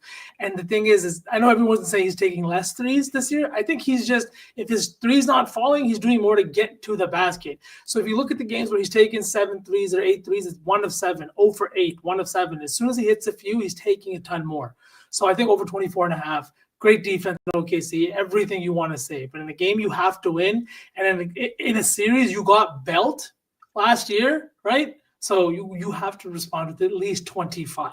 At least 25. I don't think this should be the slate late entry for me. Yeah. I'm down with this. Totally down. He took 11 threes in back-to-back games. He's also scored 40 points. He ain't scoring 40 tonight against the fucking WWE master torture chamber, but I think you can't tell me like, if anybody remembers about the torture chamber, he pissed. He yeah. Oh, 30 and a half PR. Alex likes the PRA. Do you guys just want to take the PRA, rope it all in, 35 and a half? I think the 25 points is just valued. That's why I like that line the most. It's like, I do too. And it's a milestone that players aim for. It's like SGA gets his 30, then sits the fourth quarter. You know what I mean? He'll come in for 1 minute, get his 30, and he'll leave. And no hate to that. I think you should reach these benchmarks. But he's just trying to get there. Yeah. Okay, let's move. How many more games we got? 4 more games to go. Let's get to it. We got 25 minutes. We can do it. Grizzlies taking on the Pelicans. Stinky, but there's some fun. 3.5 point dogs are the Pels in the Smoothie Center tonight against the Grizzlies. 235.5 point total. I like a couple things in this game. maybe one of my favorite plays is in this game. Derek Queen's minutes last game was whack, but he's been great for the Pelicans so far. Still no Ja. I don't know if we're ever going to see Ja Morant play basketball ever again, but we'll see. So you kind of shook your head like you might have some fun in this game. Would you like to lead us off? Yeah, I've said this before, and I'm going to say it again. Jeremiah Fears, whenever he plays another rookie, I just take his PRA. I'm going to play it again at 21.5 hit last game. Pretty consistent hit rate for the season. Some games I've kind of stayed off of it, knowing that it's probably not going to hit. But I really do think that Coward and Fears are both on the rookie ladder, and they're both trying to see where they are in their NBA careers. And there's some guys that just get up for different reasons, and Fears, for whatever reason, likes to play other rookies. Cedric Coward has been good every single game this season, pretty much breaking into that rotation after being outside of it to start the year. So I kind of like both the kids in this one. A lot of young players going to be playing in this game. Higher total. Both of these teams still do have implications on the line, like I was saying a little bit earlier. Pelicans obviously are eliminated. But yeah, thank you, Alex. We'll get there. But the Grizzlies still have something to play for. 1-1 in the division. Clippers lost last night, so maybe they can kind of, if they can get a win tonight against a team that's eliminated, this could mean something. However, I'm going on the Pelicans side, boys, and a name that we've talked about before previously in other iterations and other pasts. Back-to-back double-doubles. Can we make it 3 in a row? Why can I not find the button I'm trying to press here? Oh, whatever. I'll just do this for now. There we go. Give me Sadiq Bey over 19.5 points and rebounds. 20 points and 18 points in back-to-back games being inserted into this starting lineup. Also had double-doubles, like I mentioned, 13 rebounds and 11 rebounds in back-to-back games. This Grizzlies team is not good defensively. They also struggle on the glass. I know Zach Edey is coming back, but he's questionable for this game. I don't think he's going to play full minutes, even if he does play. Zion and Queen are obviously going to be out there, but Bey has been awesome for this team. Like I said, playing 30 minutes now in the starting lineup, in the starting rotation. The Pelicans are also not deep right now, especially at the power forward position. Carlo is out. Herb Jones is out. So there you have to play Bey 30 to 35. And I think that this line is just too low. So I like the 19.5 PR, and I love the double-double sprinkle at almost 10 to 1. It's 8 plus 850. Let's go. I didn't see too much that I liked in this one. I was trying to target the Pelicans' three-point defense and how bad they've been. They're bottom 2 and wide open three-pointers allowed. The value on Jaren Jackson is now lost. I got that at minus 135, which is literally the most juice I'm ever willing to eat on a prop. But at 1.5, with the way that they've been playing, he's taken 8 plus 3-point attempts, and I think 3 of his last 4 games. That was one I liked. What about Cam Spencer? This is going to sound weird, but his points line has hit in 3 of his last 4. Not just that, but he had 15, 17, and 18 in those 3 games. You're going up against a really bad team. If this does get out of hand, even if it doesn't get out of hand, I mean, why would you not throw this guy out there for a little bit, especially with all of the injuries you have on the Grizzlies side? No Scottie Pippen, no Ty Jerome. Like, they are very, very beat down at the point guard spot. And Spencer's been playing good basketball. It's also been playing. Guys, Fierce PRA. It's been said, chat. Yeah, that too. But I was just saying, maybe some Cam Spencer love, right? I like the points fee. I like his threes too. 2 pluses, little parlay piece. Is weird one? Sorry, go ahead, SPJ. Is Cam Spencer from New Orleans? Go ahead. No, I'm just gonna say Jock Lawndale for 1-3 at minus 110. That's also gross. It's very nasty, but when he plays minutes, this line hits, and he's not a bad 3-point shooter. And again, this is a defense that's just not guarding 3-point shooters. We got only 20 minutes left. We can't be talking about Jock Lawndale right now. We can't. I refuse to let this happen. He said, I don't have anything in this game, and then pulls Jock Lawndale for a 3. That's what we're holding up on. I got a couple actual plays we can get to. All right. Yeah. Give me a sec. In the next few games. Okay. Elias Pettersson scoring tonight. All right, there's some hockey luck. The 20 minutes until the expected bets 4 lads take over. Huge hockey slate. They'll be talking all about that, so stick around with them. What are we taking? Fears? Not Jock. No, for 3, yeah. No, let's take Fears. Fears for sure. We didn't take any. Oh, yeah, we did. Fears. All right, Fears, PRA? Yeah. Okay. Where's Fears at? 21.5. Yep. Okay. All right. Let's keep it moving and grooving. Last 3 games on the slate. Let's go to Suns taking on the Kings.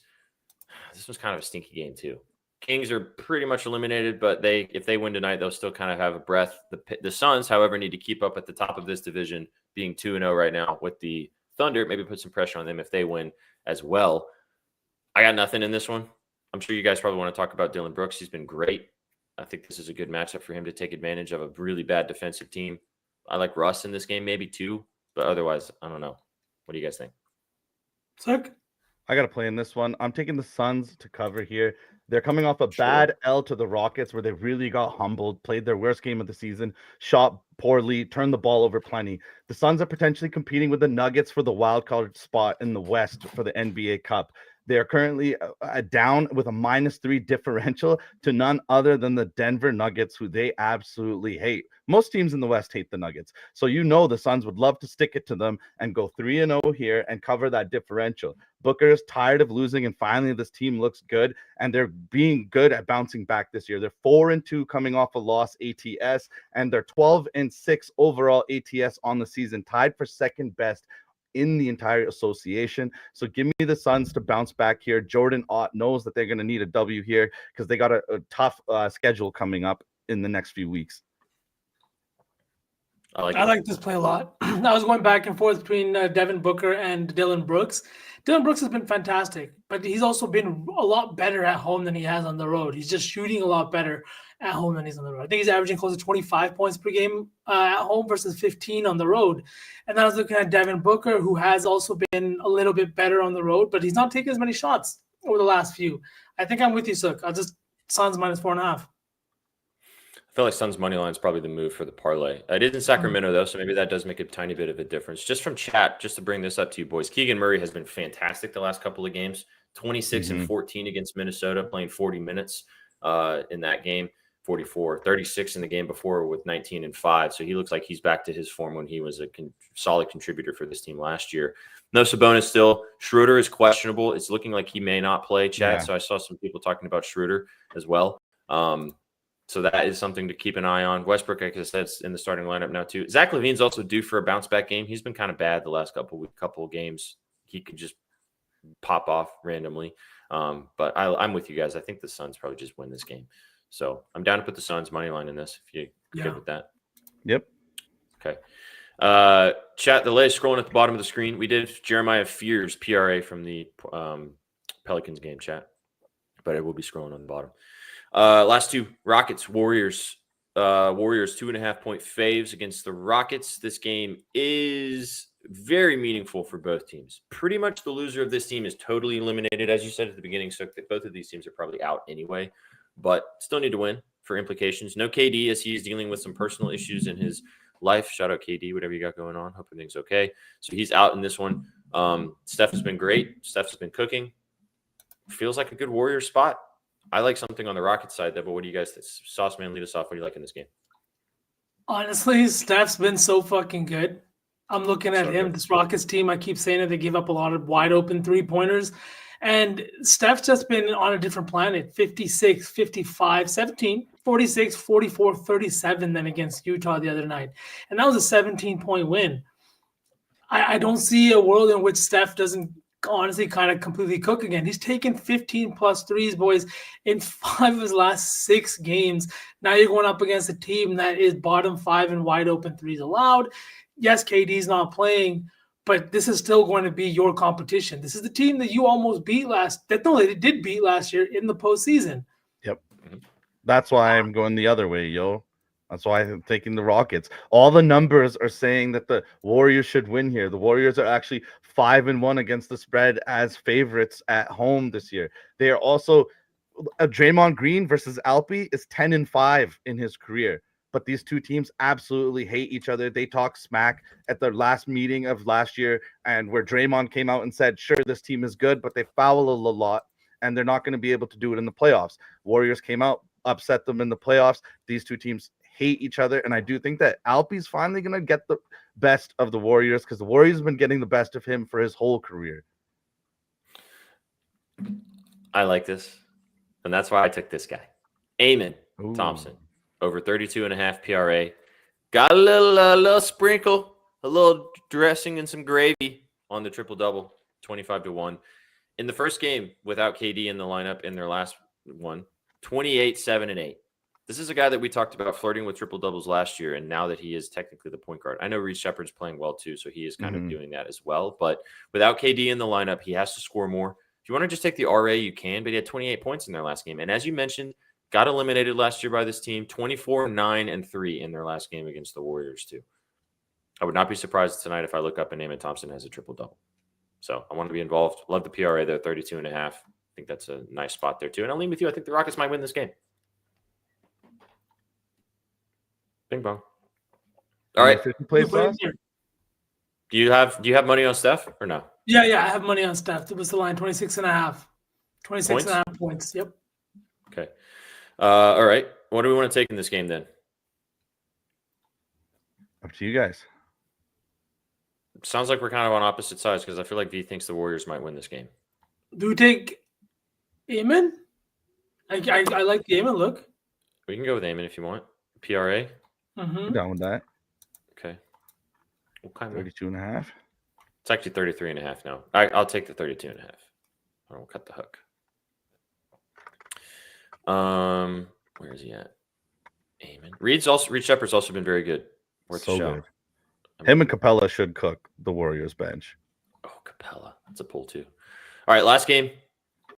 And then we'll cook, and then we'll get out of here. But don't go anywhere because you've got 13 minutes until the Expected Bets 4 takes over. We are doing a giveaway as well today, chat. If you're watching us on YouTube or X, hey, thanks for being here. You guys rock. But if you want to get into the giveaway, come and hang out with us. Twitch.tv/bettingnews.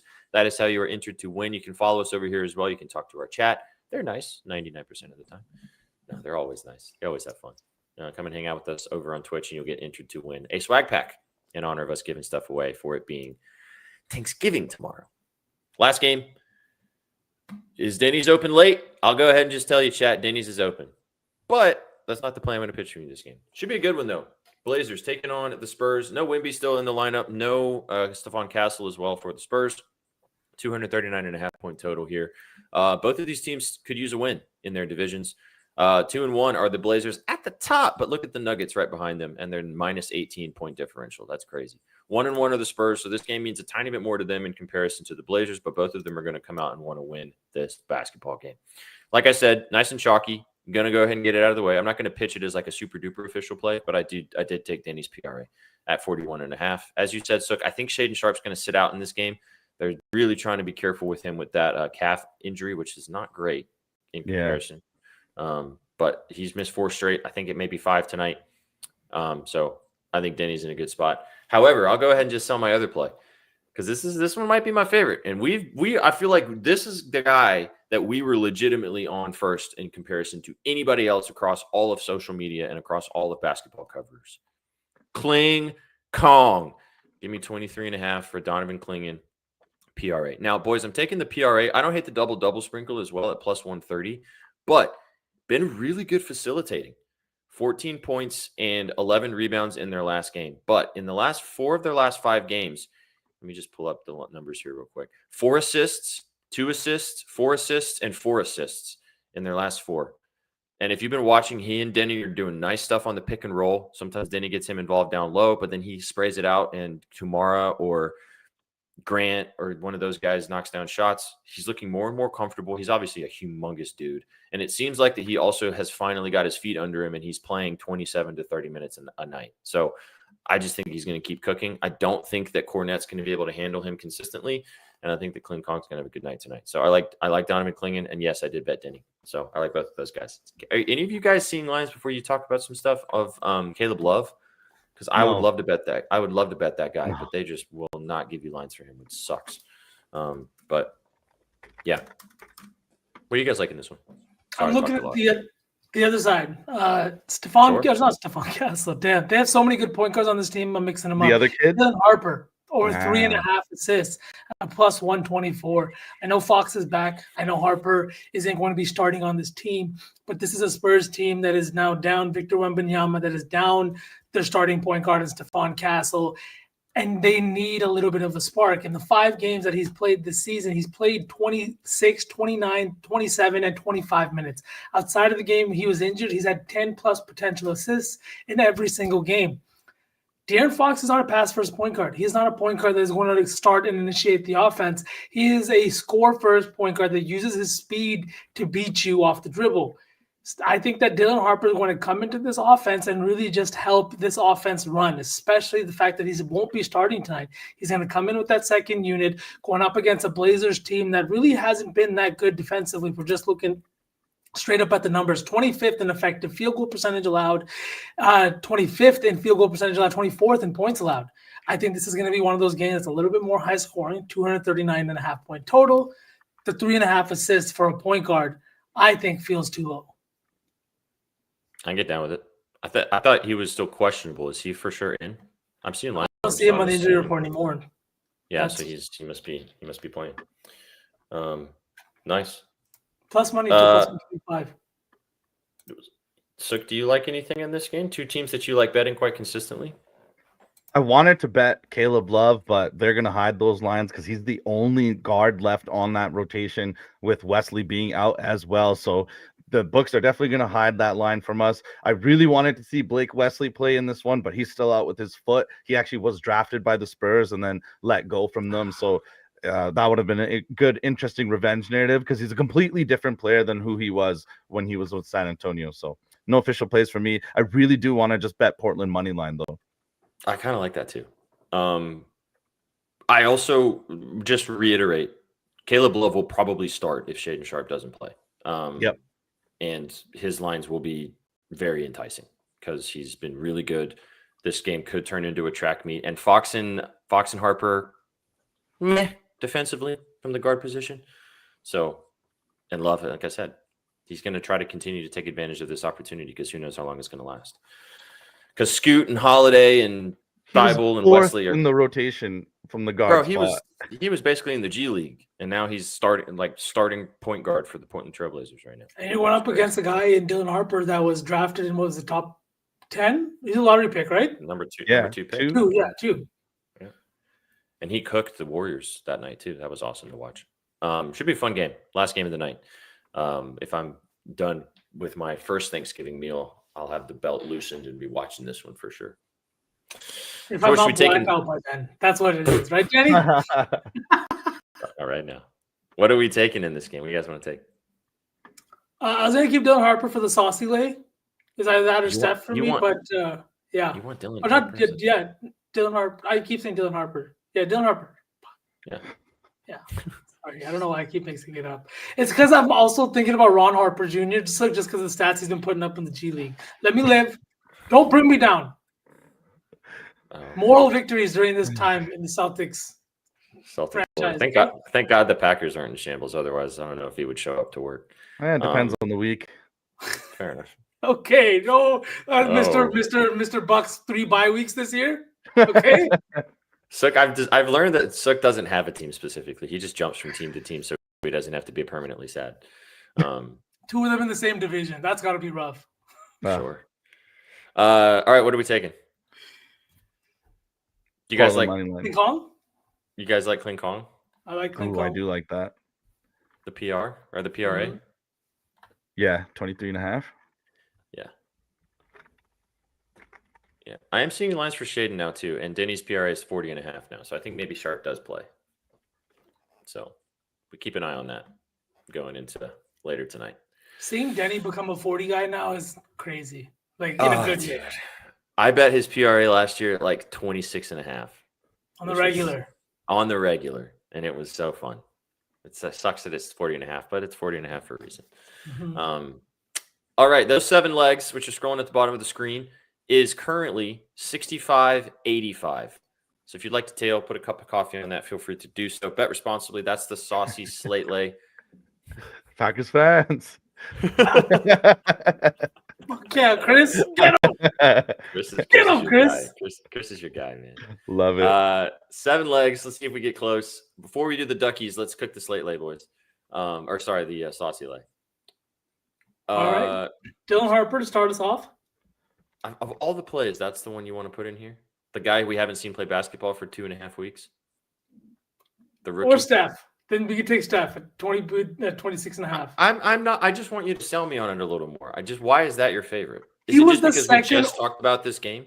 He was a second overall pick. You're going up against a defense that ranks in the bottom 5 in points allowed. You don't have your top point guard. You got to think that this guy's going to play 25. He's also averaging over 10 potential assists per game when he doesn't leave the game injured. It feels like a little bit of a line that's low. But again, Steph, again, 26.5 is a good line for him too. No, I don't want to. It's your play, so I don't want to like totally poo-poo it. All right. I'm just surprised that that's the one that you wanted to put in here. Can we take the PA instead of just the assists? We could take we could take the PA. Or what do you think, Sook? Leave me out of this. No, I want your opinion. Chat, what do you guys think? What are you guys putting in the lay? What are you guys making on your lays? How are you guys doing this? So you like the 4 assists? Is that what you're saying for Harper? I like the 4 assists. Yeah, It's plus money. it is plus money. I feel like I'd rather go down with the Steph ship, to be honest. I'm down to go down with the Steph ship. I'm down. Let's take Steph. Over 26.5 points. Over 26.5 points. Well then, So do you feel stronger about Steph or do you feel stronger about Harper? Harper's gonna have a fucking. It's okay. It's both. I can already tell. Yeah. To be honest, I'm iffy about both because I took the Rockets, so I'm fine. Steph can still have 30, and the Rockets could cover and win. What are you guys putting in the parlay? What are your legs? I was gonna say the Suns or the Rockets on the spread. I think I'm down to take the Suns. All right. Into that. And then you wanted to do Tyler? What do you think? SPJ? What do you think? What do you think, V? You down with the Suns? Yeah, I'm down with the Suns. 4.5. I like Hero. Yeah. It's either Hero or Eamon. Well, we need 2 legs, so. Or we can take Denny.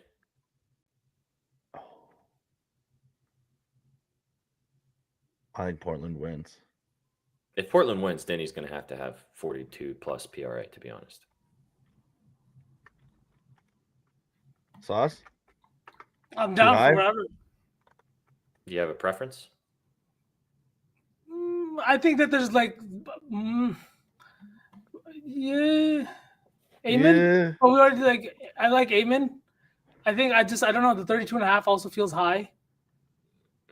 You want to double dip on Fears and put Fears in here as a 4th leg? No, because we got the Suns. Your part. You know what? I'm going to make the executive decision. Pancakes. 40.5 PRA. All right. Pancakes. Chat, give us a leg. We have 3 now, boys. So Steph, 26.5 points. Phoenix Suns, minus 4.5. Denny, over 40.5 PRA. We need one more leg. Chat, let us know what you guys think. Hero?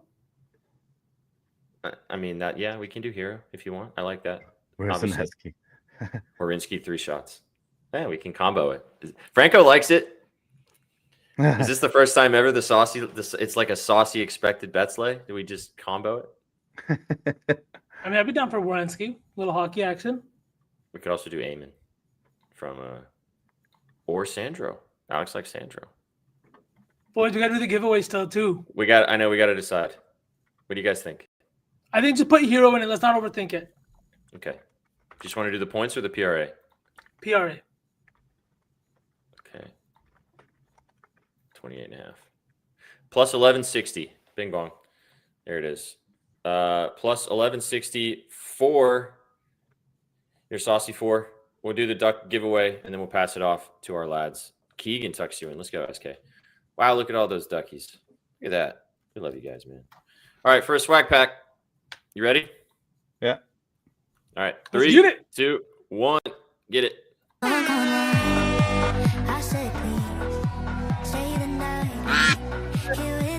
Happy Thanksgiving, chat. We'll see you on Friday. We hope you all win. Make sure you eat a ton of food, bet a ton of football, and make a shit ton of money.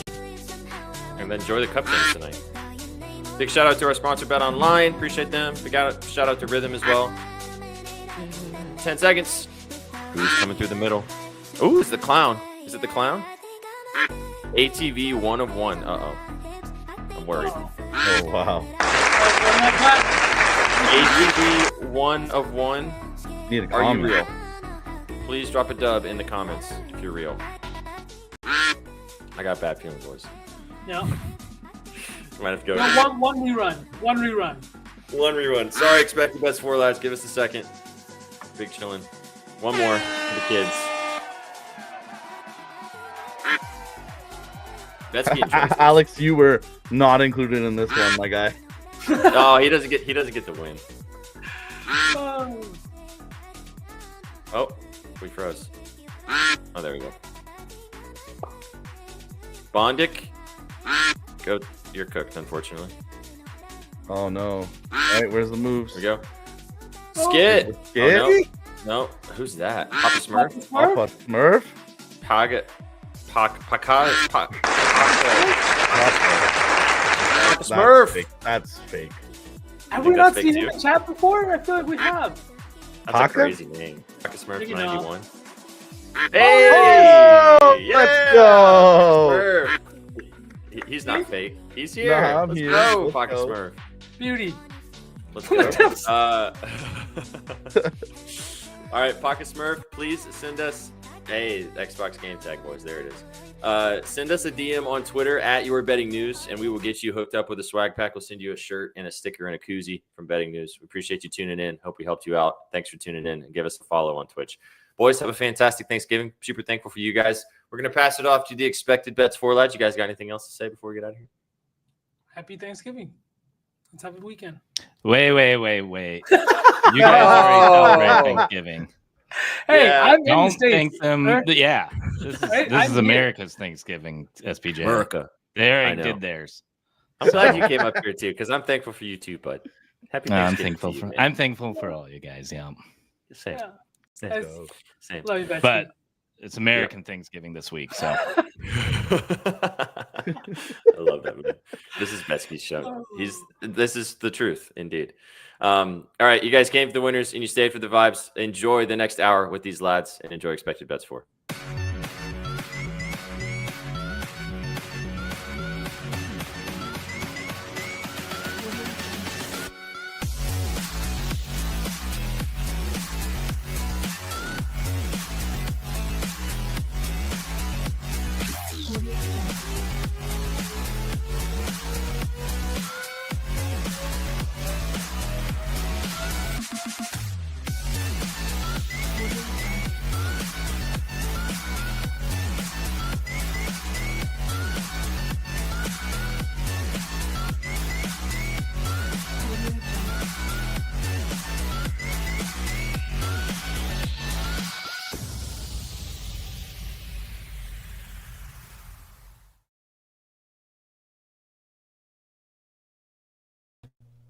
No, you're muted.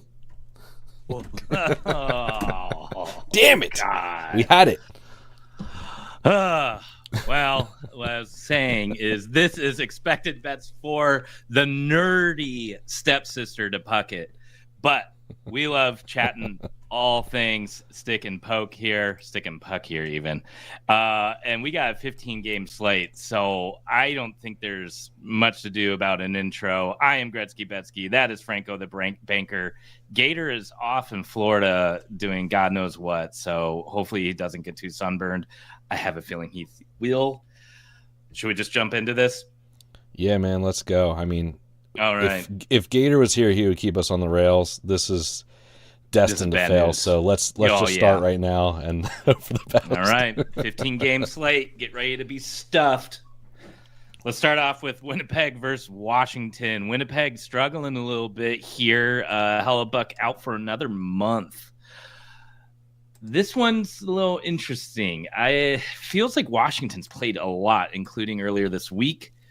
They're playing a little bit better than the very beginning of the season. Things seem to be kind of coming together here. I don't have too many props here. I actually like a lot of Washington shot props. I think you could probably even build like a little SPG with this. I almost smacked one when they played Columbus, which is a much better target than Winnipeg. But I think the guys that I like and have circled are pretty dang consistent. That being McMichael and Leonard both at 1.5, Carlson at 1.5, and Chikrin at 2.5. All look fantastic yet again. Kind of seems like a rinse repeat situation with them, right? Yeah, I mean, I think to me at this point, Chikrin is just. I feel like you just bet on Auto every at game, home. and At you're home, going yeah. to be profitable. Especially, and you got to ladder him. You got to take him to 4 and 5.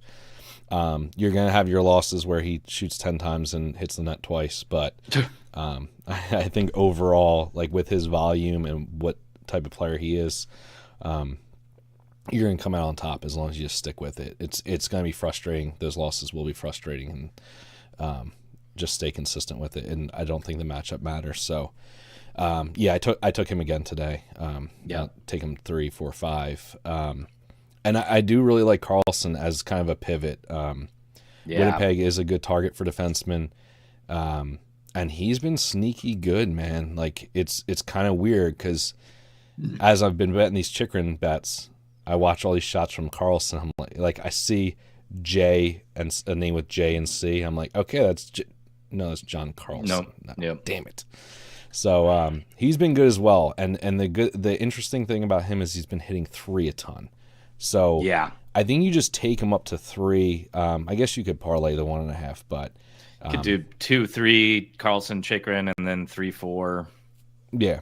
So I mean, we're gonna probably make a parlay at the end of the night. He's a guy that I'd be interested in using at the 1.5. But those are the 2 I had. I don't have as much interest in. Like I agree, McMichael has been great, and Leonard moving up the lineup has been good as well. I think I'd be more interested in their point props than their shot props, just because That's a good angle. it could be a little funky, especially against Winnipeg.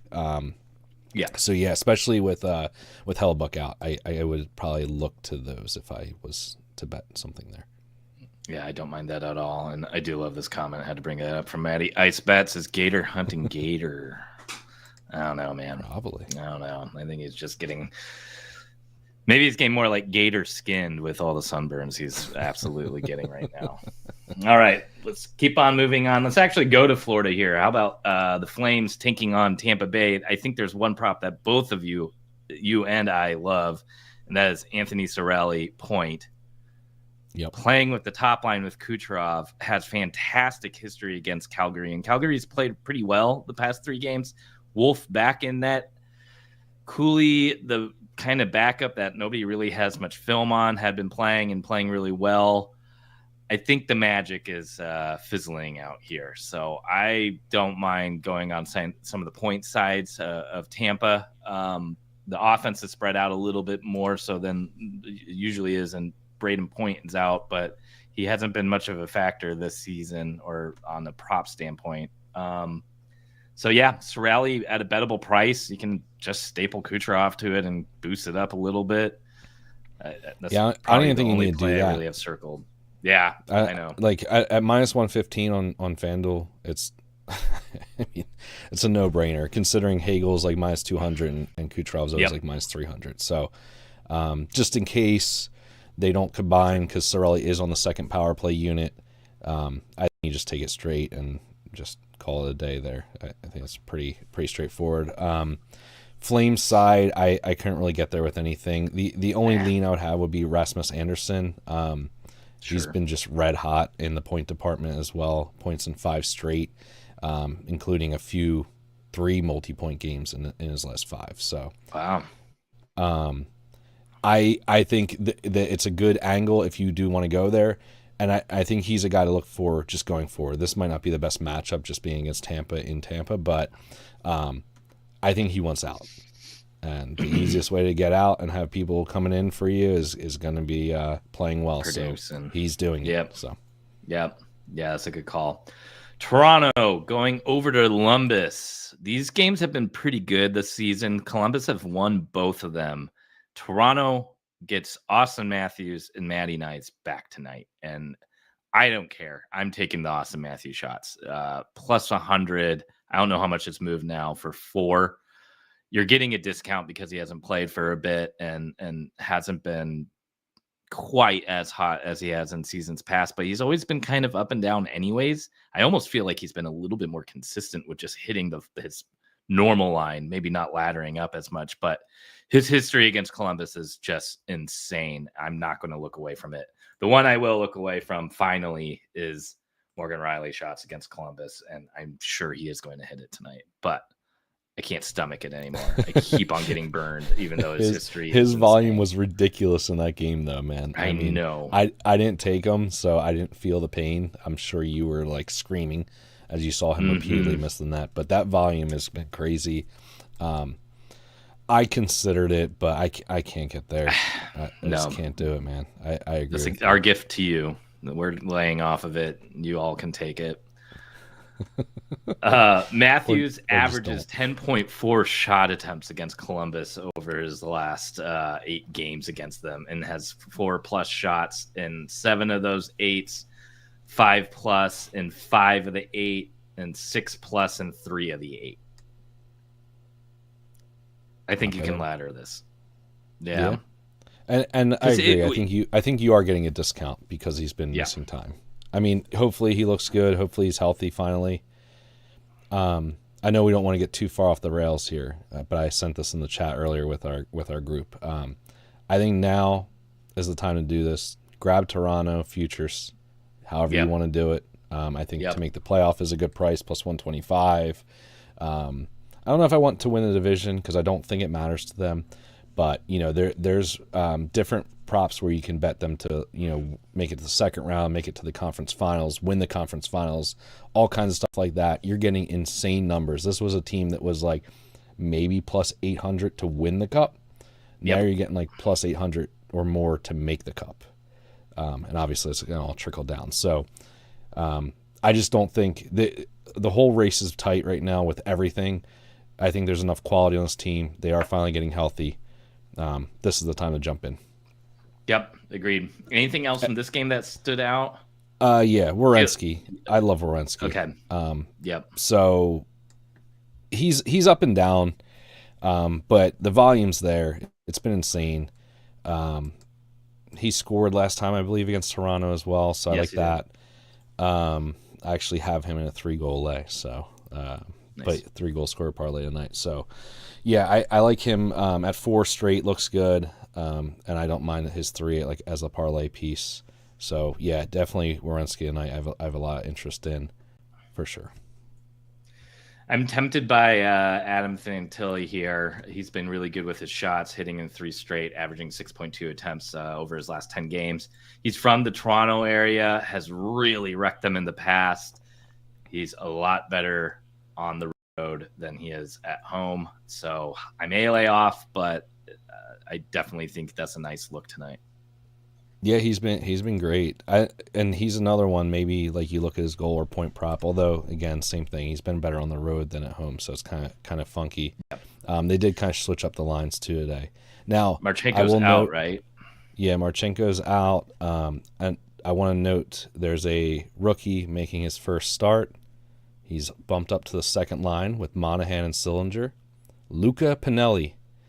He is from Toronto, or not far from Toronto. And he's going to have friends and family in attendance tonight. So his goal scorer prop tonight is plus 500. I don't mind that. Yep. Awesome. You want to keep moving? Yeah, let's go. All right, marathon time. Nashville heading over to Little Caesars Arena in Detroit. Pizza, indeed. I think I like some Nashville props here, actually. I love Roman Josi shots. The only thing that scares me is Detroit's been pretty good against defensemen. Since playing, since his injury, where he hasn't played since October 23rd, so it's been about a month. He's played 2 games, had 4 and 6 shots on goal off of 8 and 10 shot attempts. Speaking of guys who may be trying to play their way to a different team, I think it would be tough to see the Preds actually trade him. But, God, if they're going to start tearing it down, why wouldn't you? History against Detroit is very good as well, averaging 8.8 shot attempts in his last 6 games against them. He's hit his 2.5 shots in 5 of those games, and his 4+ in 4 of those games, including a 9 shot on goal game against Detroit. course, Detroit was a little bit more leaky in previous seasons, but minus 105 for Roman Josi at 2.5 is insane to me. Yeah. Even his point prop at minus 116 is crazy. You never see that when he's in mid-season form. So, yeah, I mean, the price discounts there. I made a promise that I'm not betting any more Nashville games for the rest of the season. So, all right. As far as I'm concerned, this game doesn't exist. If you had to make me take a bet tonight, it would be Emmett Finney point, playing on the top line, plus 120. But, I just, with all these games, as much as this team has screwed me this year, I'm good on it. Yeah, I hear you. I think Mr. Mo Sider looks pretty good again. He's been really hot in the point department and the shots department, 1.5 or 2.5 there. Probably going to lay off some of the bigger names on Detroit, even though it's probably the wrong thing to do. Probably stacking like Larkin and Raymond, like usual, will probably be decent tonight. But I hear you. It's kind of a weird game. One other player of note, Michael Bunting from Nashville, is looking for his 100th career goal still. He has been looking for this since November 13th. He had a nice little streak with the shots that we were riding, and then he went cold. Last game, he had 4 shots on goal in 5 shots. He's a Massachusetts boy, if I remember correctly. I don't think that really factors in with Michigan, but I don't know. Not too bad. 1.5 is plus 105. I think there's a lot worse looks than that tonight. Let's keep on going. Boston heading over to New York Islanders. What stands out? Can we all admit that we are being boneheads by not taking Geeky every night? I think it's crazy. That his point is bettable. I don't understand that at all. So right off the bat, that pops out.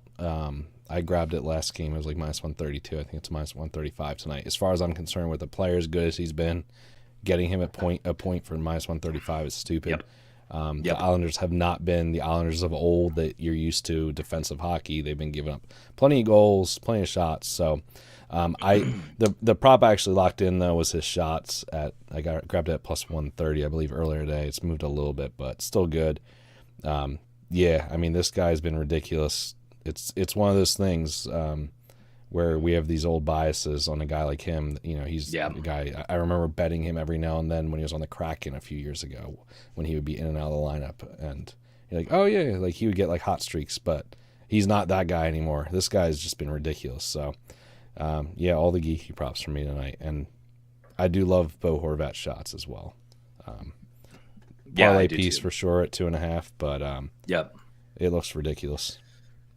This could be a nice look, too, from the chat. Swayman saves. It does seem like prices were adjusted for the Islanders. Schaefer at 2.5 for plus money. Horvat being like minus 170-ish. So I think the books are expecting the Islanders to be shooting tonight. So, Swayman saves may not be a bad look. I do like Schaefer at 3. He's been on a little bit of a cold streak, and then I think he just snapped that. Yep, he had 1 or 2 shots on goal 4 straight games, and then last game against Seattle, of all teams, he had 9 shot attempts and 4 shots on goal. So I don't even mind him at 2.5 around that plus money target. Palmieri's got me intrigued a touch too, but there's enough games. All right, want to keep going? Yep, let's keep on rolling. This one's ugly. The Rangers heading over to Carolina. I feel like I'm probably just dropping a ton of value by not getting more involved in this game, but I just can't figure out the angles I really like. There's one that I think both of you and I are kind of synced up on.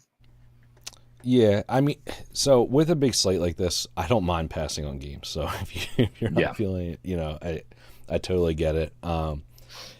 But defensemen against the Rangers have been shooting a good amount recently. And there's an old friend that plays defense on the Carolina Hurricanes. His name's Keandre Miller. He was a guy kind of like the odd man out, it seemed like, this season. I didn't really understand the move. I think he's a decent defenseman. I don't think he's great. but I think he's a very serviceable, pretty damn good defenseman, and he kind of got, let go because they thought he wasn't good, and they kept the pile of crap that they have back there now. So, his shots is bettable tonight. I think it's moved since I grabbed it. I think I grabbed it like minus 120 or something earlier. It's minus 130, minus 135 now, but I still like it. He's not a guy that climbs the ladder.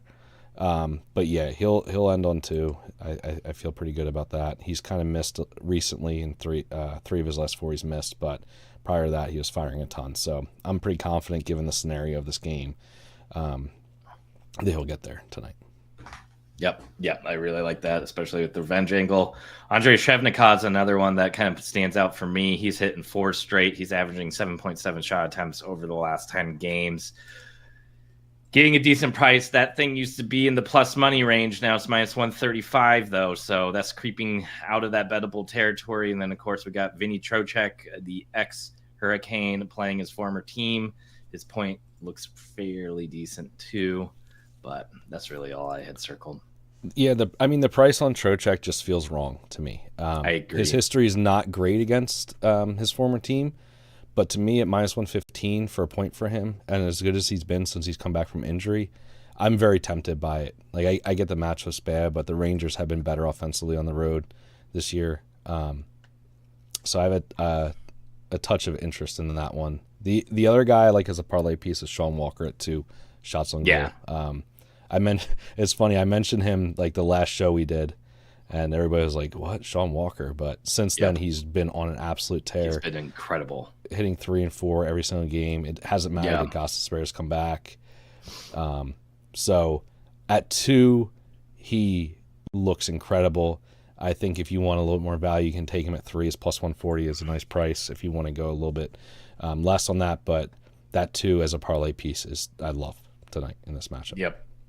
Yep, averaging 7.2 shot attempts over the last. It's crazy. Like, who the hell is this guy? He's not the guy that I remember. Like, he was on the Flyers last year, or 2 years ago. That was not his role. Yep. Now he's just firing back, so it's kind of. I don't even think that's really what he was doing on LA. No, never. He's a defensive defenseman. Yeah.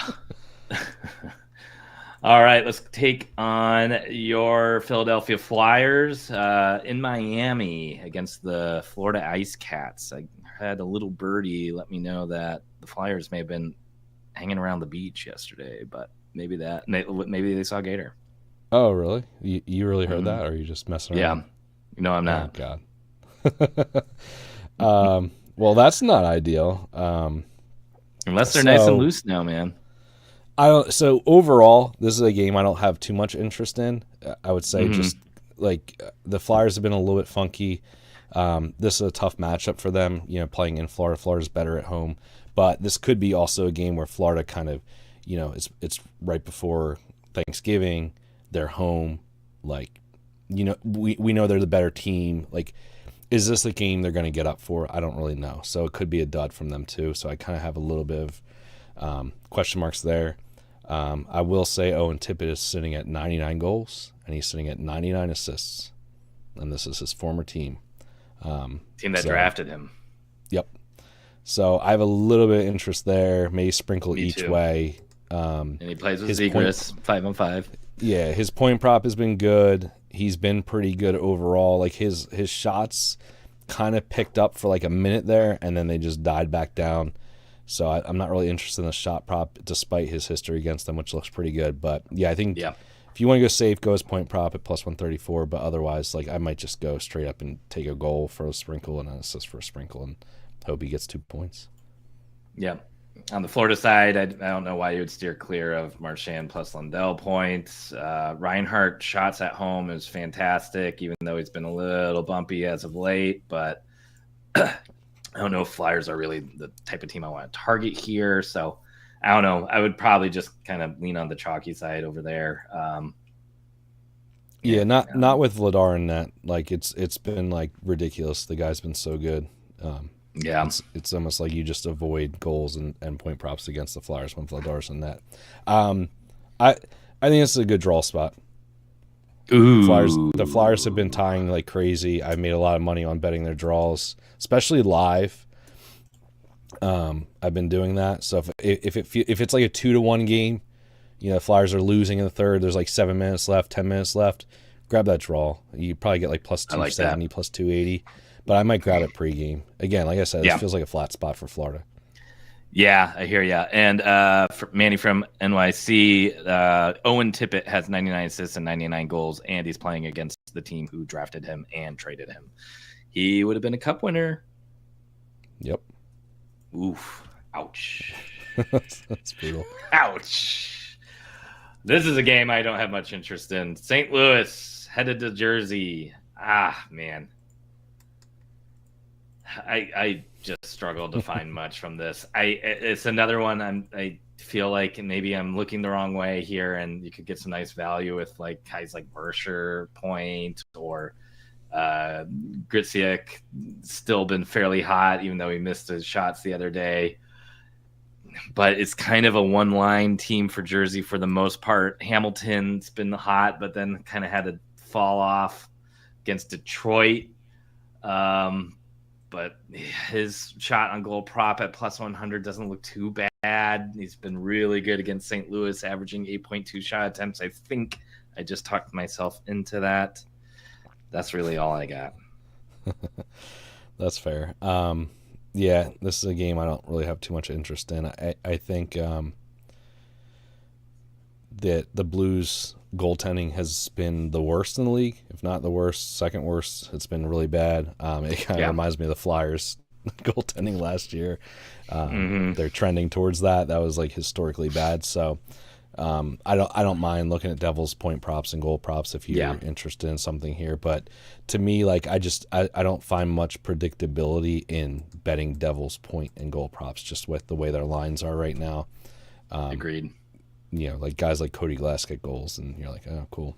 I had the top line. Yeah, so. Yeah. And I feel like especially with your Flyers example, I feel like those teams that just allow so many goals against and have so many issues in between the pipes, like just get totally exploited by lower lines, and the chalky guys kind of don't need to do much. So the other thing this is like the this Devils, is like a Luke Glendening 2-goal game for no totally. reason. Totally.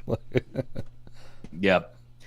And with the Devils, point stacks is tricky. Like, sure, Brat seems totally fine to take, but if you staple him with Heischer and Heischer doesn't get it, it feel it's bad. If it's Brat and Meyer on your little 2-pack, but it's Brat and Heischer who get the point, it's too bad, too sad. I don't love them right now. No. I will say Meyer has a decent history against them, just scoring goals. So I might do that. Maybe just take like a Meyer goal prop. Plus 190 feels like a damn good price, given the like what we said that they've been conceding a ton. So he has a 1 goal and a hat trick against them in his last 4 games. So nice. All right, let's move to Buffalo, Pittsburgh. I know you got a couple angles here. I have not really capped this game too much. Yeah, one of my favorite plays, I took this last night actually, was Chris Letang shots at 1.5. That one has moved a ton. So I don't know. Is that always good? I feel like every time I get CLV, I just get absolutely screwed. So I'm not that excited about it. But yeah, I grabbed it at minus 122 last night. Most books have it around minus 140, minus 135 now. So volume is not great. Like he's not your typical defenseman where he's shooting 7-8 times a game and missing the net a ton. He's just been more precise. But he's hitting that two mark pretty consistently overall. And then you look at him at home, he's just even better. So great matchup. Buffalo's the worst team against defensemen overall this season. So as far as them giving up the most shots on goal, so I feel pretty good about that one, even with the CLV moving with me, which I don't usually like to see. Yep. Anything else stand out for you? Yeah, I think I don't know. So I think we see goals here on the Buffalo side. I'm a little bit hesitant to back Pittsburgh props because Me too. it seems like they're not quite right since coming back from Sweden. Shut out by Minnesota, and yeah, Minnesota's been great. I get it. So like kind of give them a pass, but that was a terrible spot for Minnesota that game. They had just beaten Carolina at home, a big 5-4 game. It was a prime letdown spot, perfect spot for Pittsburgh to get a win. I saw people on Pittsburgh that game, and they got shut out. And the next game they lost at home against Seattle, only putting up 2 goals. And didn't have much life.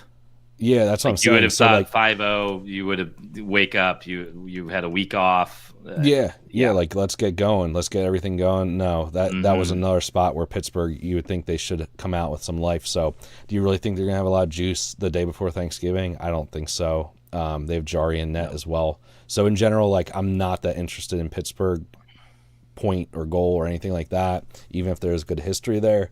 So yeah, I'm a little looking worried they're more at going to be a free fall team pretty soon here too. Yeah, and I mean that's that's kind of like to the point of that Toronto thing. Like obviously different divisions or whatever, but I think some of these teams that are doing well are eventually going to start falling back to reality. And then once they start realizing that they have a chance at McKenna, even though he's been not what has been brought, as good as everybody thought he was going to be. Looks great but this year. Yeah, I mean, regardless, this draft is good. So I think these bad teams, once they start realizing that they're not really going to make it, are going to start falling out quickly. So everything's even right now. But anyway, with all that being said, Jason Zucker, point looks great. He's playing on the second line, top power play. It's a revenge spot, which I love as always. His head-to-head's pretty good, and his point prop is plus 100, which feels really nice. And I think your boy Josh Stone has value as well at plus 110, playing on the top line with Tage and Tuck. He's on the top power play as well. So good value. I like that for each of those guys. Like I said, I see Buffalo goals tonight. I could see this being like with Jari in net and with Pittsburgh looking lifeless and just not good right now. This feels like a Buffalo, another Buffalo smash spot. This team has been taking advantage of good spots this year and scoring a ton in those games. So I think this looks like another one where they put up like 3, 4, 5 goals and smoke them. Yep, I would have to agree. All right, Minnesota taking on Chicago. Is Minnesota hot nasty now? This is a team that I'm not buying. I'm not buying what they're selling. Yeah. That's music to my ears, but explain. Yeah, let me pull it up. But I need to see what their record is in October compared to what their record is in November. Because they were not good to start the season. Yeah, Wallsted's been fantastic for them. And like okay, like but is that real? I think wait till he's a rookie. Wait till there's more tape. Yeah, I mean he could be like Dustin Wolf last year, where like he was just good no matter what. For it seemed like, but still that Calgary team didn't make it to the playoffs.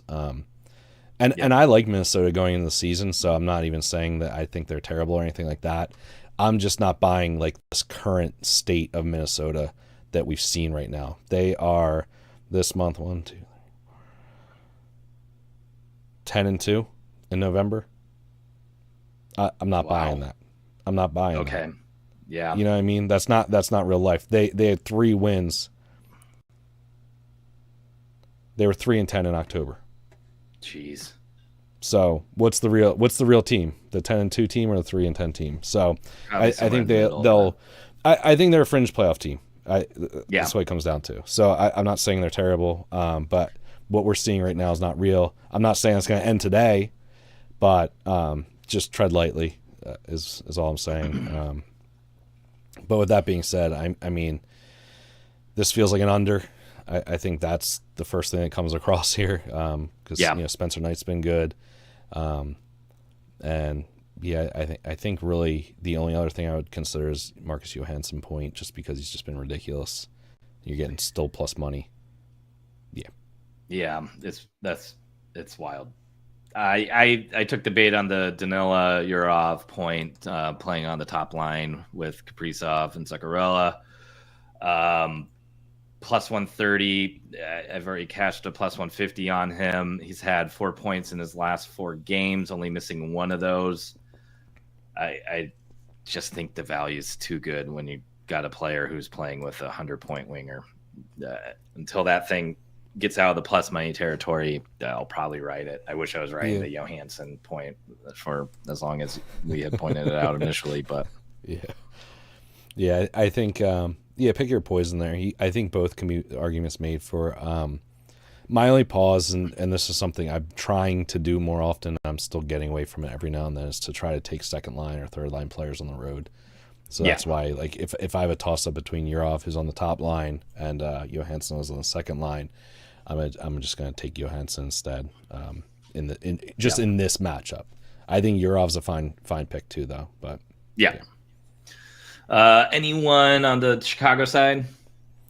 I don't mind looking at Bedard or Nazar shots. I like both of those. Minnesota's pretty leaky to centers. It's a shame that we don't have a Chicago defenseman that shoots anymore. I know. What's his name? Had that little run there. Rinzel.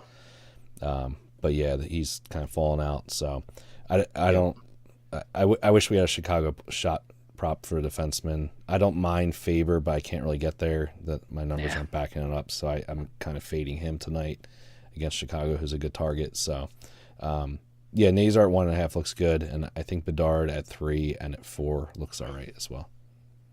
Cool. San Jose taking on the league-leading Colorado Avalanche. You would feel like this would be a great spot for a bunch of props, and I'm having a hard time finding ones I love. McKinnon shot history against the Sharks isn't great. I would imagine that's probably because they've been able to dominate them for so long. They bumped him to 4.5 tonight, so if you want to take him down to 4 shots, you're pretty much getting a parlay piece here. Even at 4, he's not that great. I know. And again, I think that's probably from game script because the Sharks have been so bad, but I just can't get behind it. I can't get behind the multi-point game from him at minus 130. I just think the value sucks, even though the history is really good.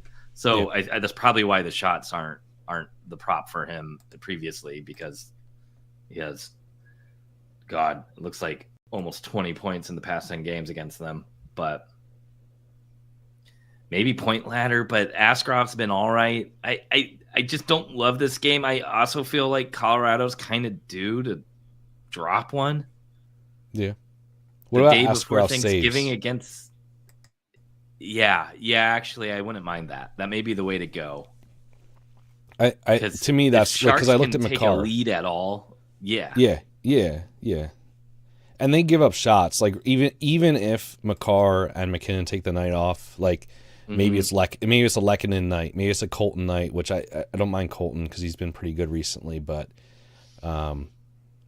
it could be another guy that steps up. But to me, it's like I'll just take Askarov to have a ton of saves and kind of shut the door. Like I could see this being a game where it seems like he's just been really solid. Overall. Yep.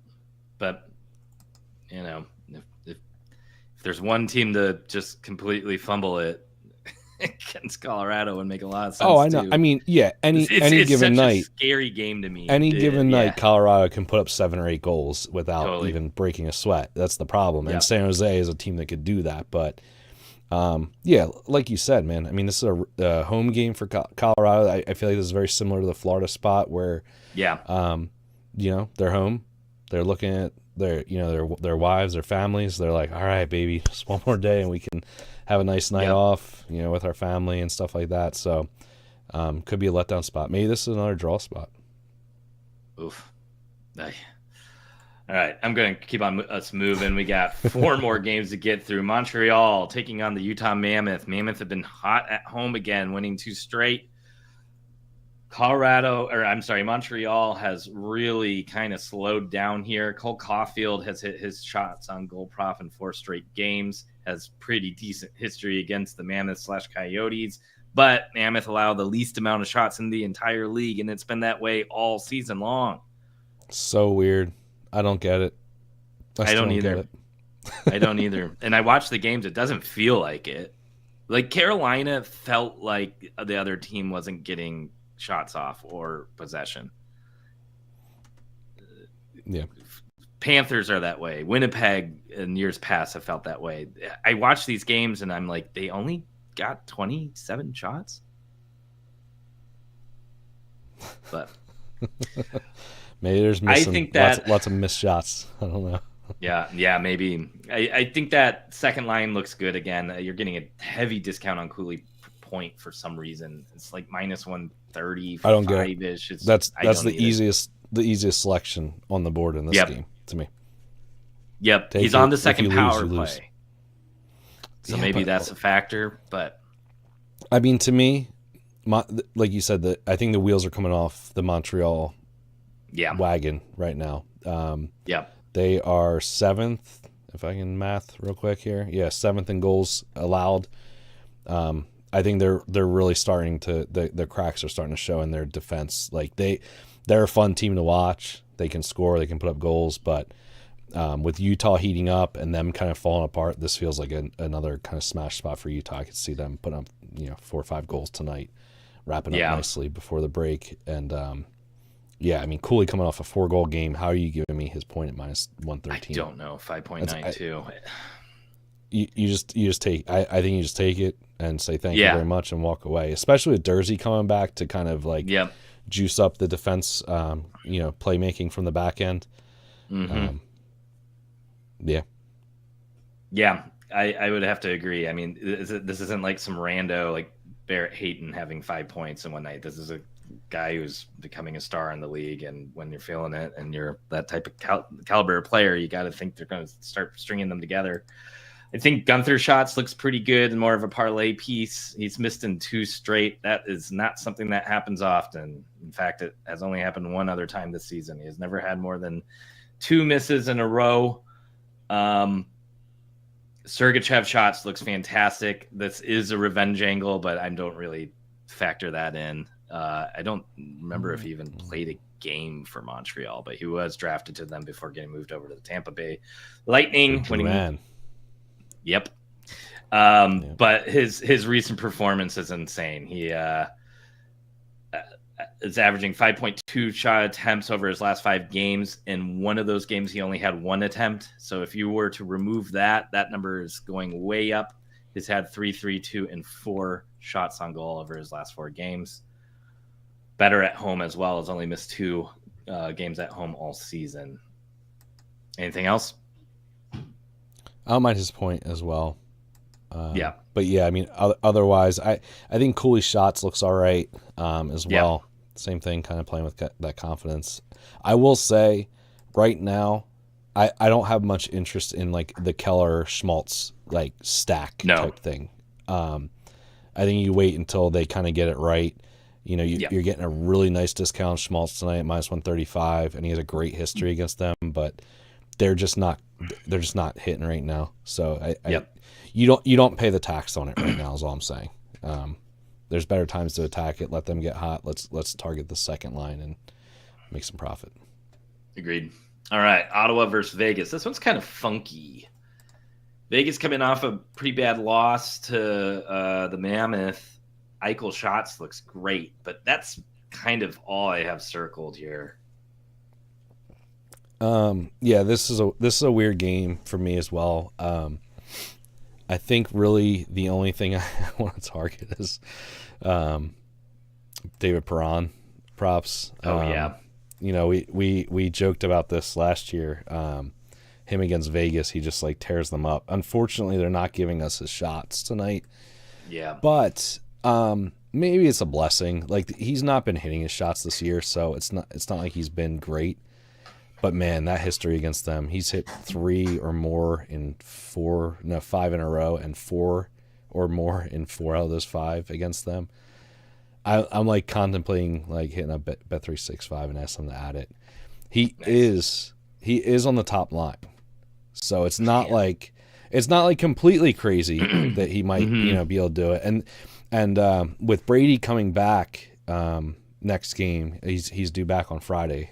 Are the reports? So this is kind of like his last shot on the top line to show he like deserves to have a top 6 role at least with this team. So I'll take his point. If I don't get his shot prop to pop up, I'll take his point prop at plus 160 or whatever it is, 150. Playing with Stützle and Batherson. Yep. I know it's Vegas and Vegas is tough, but Stu's had good history against Vegas too. Yep. Cool. Shea Theodore and Noah Hannafin 1.5 shots look good as well, but I can't do Hannafin because I think I'm the only person in the world who's only bet on his 2 misses of the entire season. Dallas versus Seattle. This is kind of a Yeah. I got one in this one. Okay. Heiskin. Marchment Revenge spot. Oh. I didn't see it until like about a half hour before the show. I was like, "Oh, you sick son of a," and so, like, yeah, okay, fine, revenge, whatever, okay, and he looks all right as far as his hit rate it's okay, it's not great, but his shots are not bettable at 1.5. I think it's a parlay piece again, but he's playing on the top line. Yeah, I don't know how long that's been going on. I haven't been watching a lot of. It's been for a couple games now. Okay, so I haven't been paying attention to it, but I'm interested in that. So, again, this is another situation, kind of like Perron, where Jared McCann's back. This is his first game back, or he's due back tonight, or maybe the next game.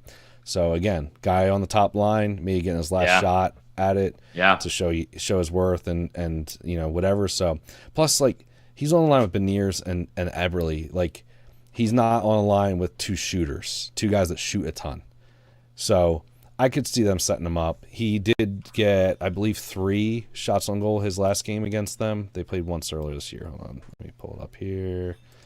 I did bet it last time, so 4 shots. So I think it's reasonable just to take him up to 3 and 4 and just whatever. Maybe use that 1.5 as a parlay piece with something else you like, and you're gonna get nice value there. So Dallas. This is definitely a letdown spot for Dallas. I feel that way too.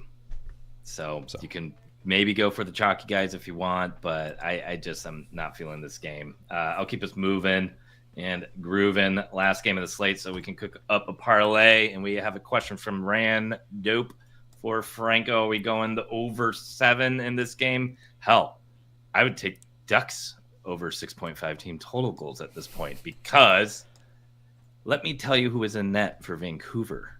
Oh, it's a newbie guy, right? Confirmed. He has 1 game in the NHL, 1 start, 2 games. I think his goals against wasn't terrible there, but Nikita Tolopilo will be making his second NHL start. Hasn't played in the NHL since the 24-25 season. Kevin Lankinen is away from the team right now. Starting goaltender Thatcher Demko is out with a lower body injury. Who knew? This could be really, really ugly. The problem, well, I'll give you 2 problems for if you're back. Well, no, I guess one's not really. One problem is that with these crazy goalies that you always expect to just get absolutely shelled, the team rallies in front of them and plays a real defensive effort type of game. So that could be the only thing that kind of could put some cold water on it. So just tread lightly. Like, this isn't like an absolute, like, oh my God, hammer, all the Anaheim point and goal and all that stuff props. I do think it's an all right angle to look at them, but don't go crazy just because you see a guy that you never heard of. We've seen it plenty of times. I mean, we saw it with the Colton Ellis for the Sabres, right? That game was in Detroit, and I think Detroit scored 1 goal against them. You know what I mean? So it just happens more often than not. But with that being said, Dostal is injured or not playing or something like that too. So we have who the hell's starting for Anaheim? Mrazek. Yeah, Mrazek. So I think there's going to be goals here just by nature, even if it's the Vancouver side scoring. So I just have problems with this Vancouver lineup right now. But. Oh, I know. Kiefer Sherwood having I could not believe he is not leading the league in shooting percent. I mean, the guy gets one shot. No, he's not. He's like in the top 5, but he's not the league leader of it. That's crazy. I think it's Natchez who leads the league too, who also doesn't shoot all that much. But man, I mean, the guy will have. If you look at his 10-game chart, he only has 4 games with more than 1 shot. Yet he has 3 goals in those 10 games, and he has 15 on the season, 12 or so, maybe not 15. I think he's around 12. I mean, he has a Hattie and 2 other 2-goal games, but it just is crazy. It's funny because he's a former Predator, but it reminds me of the Preds a couple years ago, where Forsberg was on that ridiculous tear. Nyquist had all those points. That team had the most ridiculous shooting percentage ever that year they made the playoffs. It's funny that he was on that team, but that's what that reminds me of. It's just it's not sustainable, but at the same time, when does it end?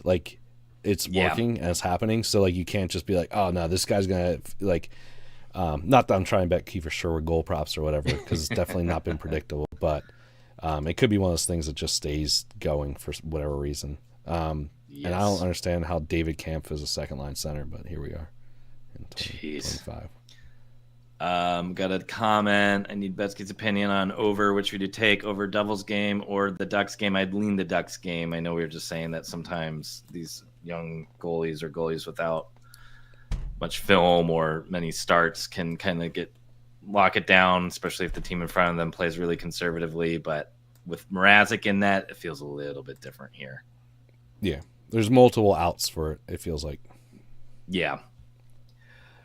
Otherwise, I mean, the Sharks or the Ducks top guys are going to be of interest to me. That top line is a kids line with Cutter Gauthier, Beckett Seneca, and Leo Carlson. Leo Carlson, Swedish center, facing probably the other top Swedish center in the NHL. This could be a nice little tryout for the Olympics here. So maybe Carlson's going to have that extra oomph and pep in his step to really outperform Elias Pettersson. Elias Pettersson's heated up recently too. He's had 4 multi-point games in his last 6 games.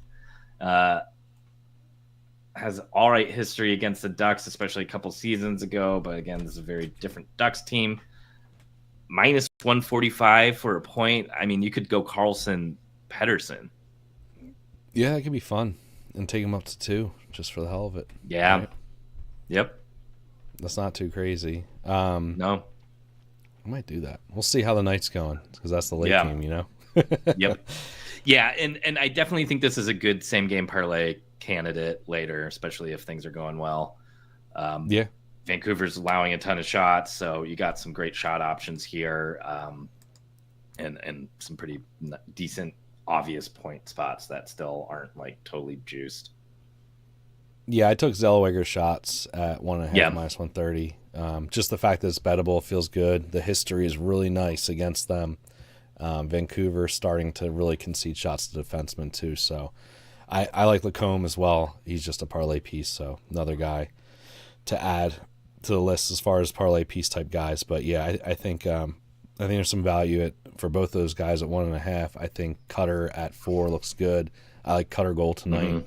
He finally kind of got the schneid. He had been goalless in 4 straight and got one.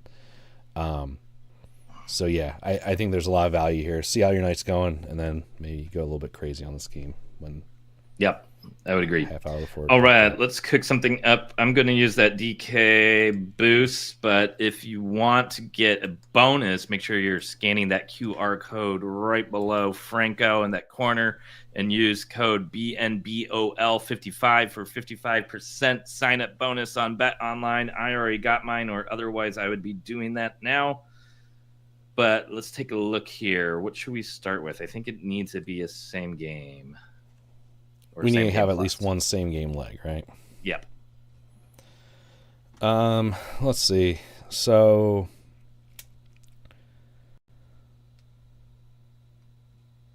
let's do I like Lacombe shots. That's one that I haven't bet yet at 1.5. Which one? Lacombe. Lacombe. Okay, I'm fine with that. Yeah, at 1.5. I think that's a really good number. -160. You can't bet it straight. So I'm trying to look to get You want some to of do these Elias guys I can't Patterson bet. point there too? And then that you got the same game done. Yeah, that knocks the same game out. Would Pedersen be the best point? Why not Carlson point? If we're looking for best. I'm kind of on him already, but I don't mind Okay. it. No, that's fine. That's fine. Also, I'm it's by the way, 40 compared I'm to not minus interested in 160. Quinn Hughes. I'm not interested in Quinn Hughes in that game. By the way, Okay. he has been horribly inconsistent. I don't think he's healthy. So not You may to be right. go back to that game, but that's just something. Yeah. Yeah, I'm all right. I'm fine. If you like Patterson, let's do it. Let's do it. I'm fine with that. Any Buffalo points?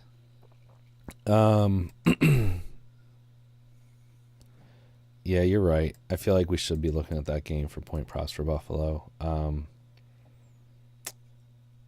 Let's just do Tage. I mean, unless you want to go less safe, but I mean, he's just been on another level right now.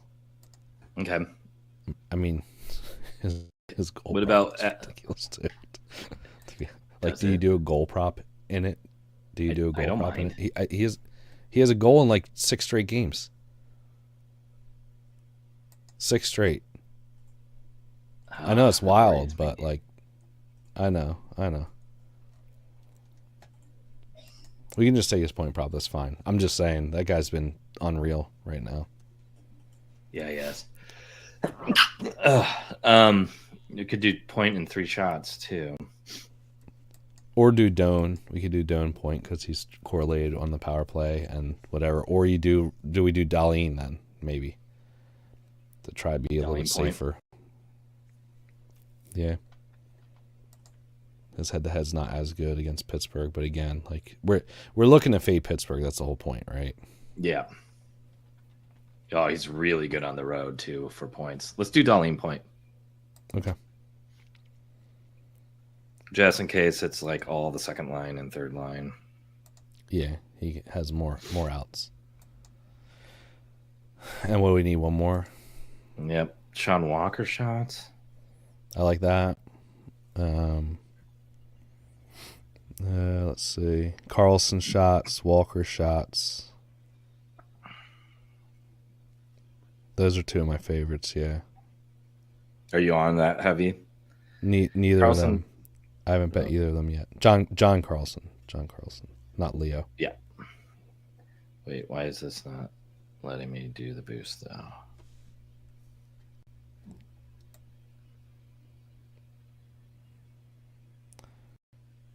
Manny, I like geeky shots just straight tonight at 3. At plus The games 120, have to plus be 130. 8:30 or later. Oh, okay. Okay, hold on. That kind of changes it then, right? 8:30 or later. Biz is making us stay up late. Yeah, it's the one that's like you're not going to sleep. Have some extra. Okay. So I'm glad we got drinks. those first 2 legs from the Jackies. Nazar 2 shots. Yeah, it's a little dice. I don't want anything in that Colorado San Jose game. I feel like so that's kind of a stay off. Car shots doesn't look the worst. No, it does though. Like I mean, unless you Okay. take them down to 2 or whatever or 3, but like you're just. I mean, it's crazy. I'm assuming you're already heavy on Cooley. I am not actually. So I don't mind that. I have this. I just have a point stack with him and Gunther, so I'm fine. But I'm fine with doubling that because I'm just taking it as a straight. I would do Yeah. Cooley 2 shots. Yeah, Cooley 2 shots doesn't look bad. Cooley point looks all right. I'm fine with just going the point too. Yeah. I mean, I don't know if I want to touch this Vegas game because Vegas is getting Mark Stone back, so that's kind of funky. I mean, do you like the Marchment Stone 2 shots? Vengeance. What Do you like line Marchment 2 is shots? Stone playing tonight? Yeah. First game I back. do like the Marchment 2 shots. But Marchment 2 McCann shots is a bettable straight. So McCann is I a just- game time decision. I just worry about Stone not being 100%. Like, because if Stone Agreed. was good, like I would be looking at Stone props for sure. But again, like that game just feels funky. You know, Vegas Yep. is switching up their lines. Like they're bumping Dorofeyev down. Yeah, I don't know. I just don't know. Take Stone with like Marner stack later if you want -180. Yeah. His I mean, I don't history's mind- not even good against Ottawa. Oh wait, And no, it the is. the Oh other my thing God. too is like Ottawa defensively has been pretty good recently. So Yeah. it's like you don't even want to just smash like if it was a different situation, like I'd be like, you know, maybe Braden Bowman point, like he's been fantastic too, but it's just I don't know. It feels like a funky game where like they got a new guy or they got a guy Stone back. history is so good. It is good. Yeah. What for points or shots? Well, points he has 8 into the last 4 against them. Shots he has hit is 2.5 in 3 of the last 4. Jeez, It was a look at that. wrist injury though. The point prop is crazy. Yeah, I mean he's a. I point love prop the too. point prop. Let's do it. All right, F it. I mean he's with Marner, dude. Yep. It's him, Marner, and I think Howden. I even like Eichel at 3 That shots. looks all right, but again, like I don't know, man. I feel Okay. like Ottawa's kind of like tightened up a little bit. Yeah, Howden, Stone, Marner. Stone is going to top power play. Yep. I think Stone point. Okay, let's do it. Stone point. If you have Cooley in there with Lacombe 2 shots and Pedersen points plus 655 with the boost. Do you want to do Marchment too or no? My only concern is McCann's a game time decision. What if they bump him up? Yeah, we don't know. I mean, they're saying McCann's line 3, but who knows? Yeah, but daily faceoffs. But he played second or third line the last time they played, so it True. doesn't really matter. True. And plus Dallas is on back to back after like beating the team All that beat right. them in the playoffs 2 straight years. I'll add it. If I you want. want some sort of piece of Seattle tonight. I Okay. haven't decided how I'm going to get there. Do you want to leave Cooley off? I'm fine just leaving it, man. Like I Okay. don't know. Let's hit a Yeah, big let's one do it. before the holiday, man. Right? That sounds good. All right. Plus 1161 for the 5 legs. That is again Elias Pettersson of Vancouver Canucks point. Jackson Lacombe of the Anaheim Ducks 1.5 shots on goal. You do need to have 2 legs from 1 game, so that is what we're suggesting. Mark Stone point. If you didn't want to do the 2 Ducks Vancouver players, you could always do a Marner Stone stack. Logan Cooley of the Utah Mammoth 1.5 shots on goal, and Mason Marchment of the Seattle Kraken 1.5 shots on goal. Like it. Me too. Hey, man, we did it, and we didn't go too far over either. No, I can't believe it. I mean, that's pretty impressive. Yep. 2 dudes capping 15 15 games in just over an hour. I Give feel us a like we round of gave applause, something out, everybody. at least something out for every game, which, you know, that's not always easy. So Yep. Awesome. Oh, Well, yeah. thank you for sticking with us, Manny. Last question here. I took Carlson with a Troy Terry point stack. Unfortunately, I thought they were on the same top line still, but they are not. But they still play on the top power play unit, and that game could go leaky. This is Expected Bets 4. We're on the Betting News Network every Wednesday at 5:30 Eastern. We also do shows Mondays and Fridays, at least one of those a week, if not both. So you can catch those on our Twitter account, Expected Bets 4. So give us a follow. Give Betting News Network a like and subscribe as well. And have a happy Thanksgiving, everybody. Make sure you brine those birds. Ciao. What you know about rolling down in the Riding in the down in the Now I know y'all be loving this shit What you right know here. about rolling. What you gonna do? Rolling. What you gonna do? Down in the rolling. What you gonna do? Right, y'all be loving this what you know about.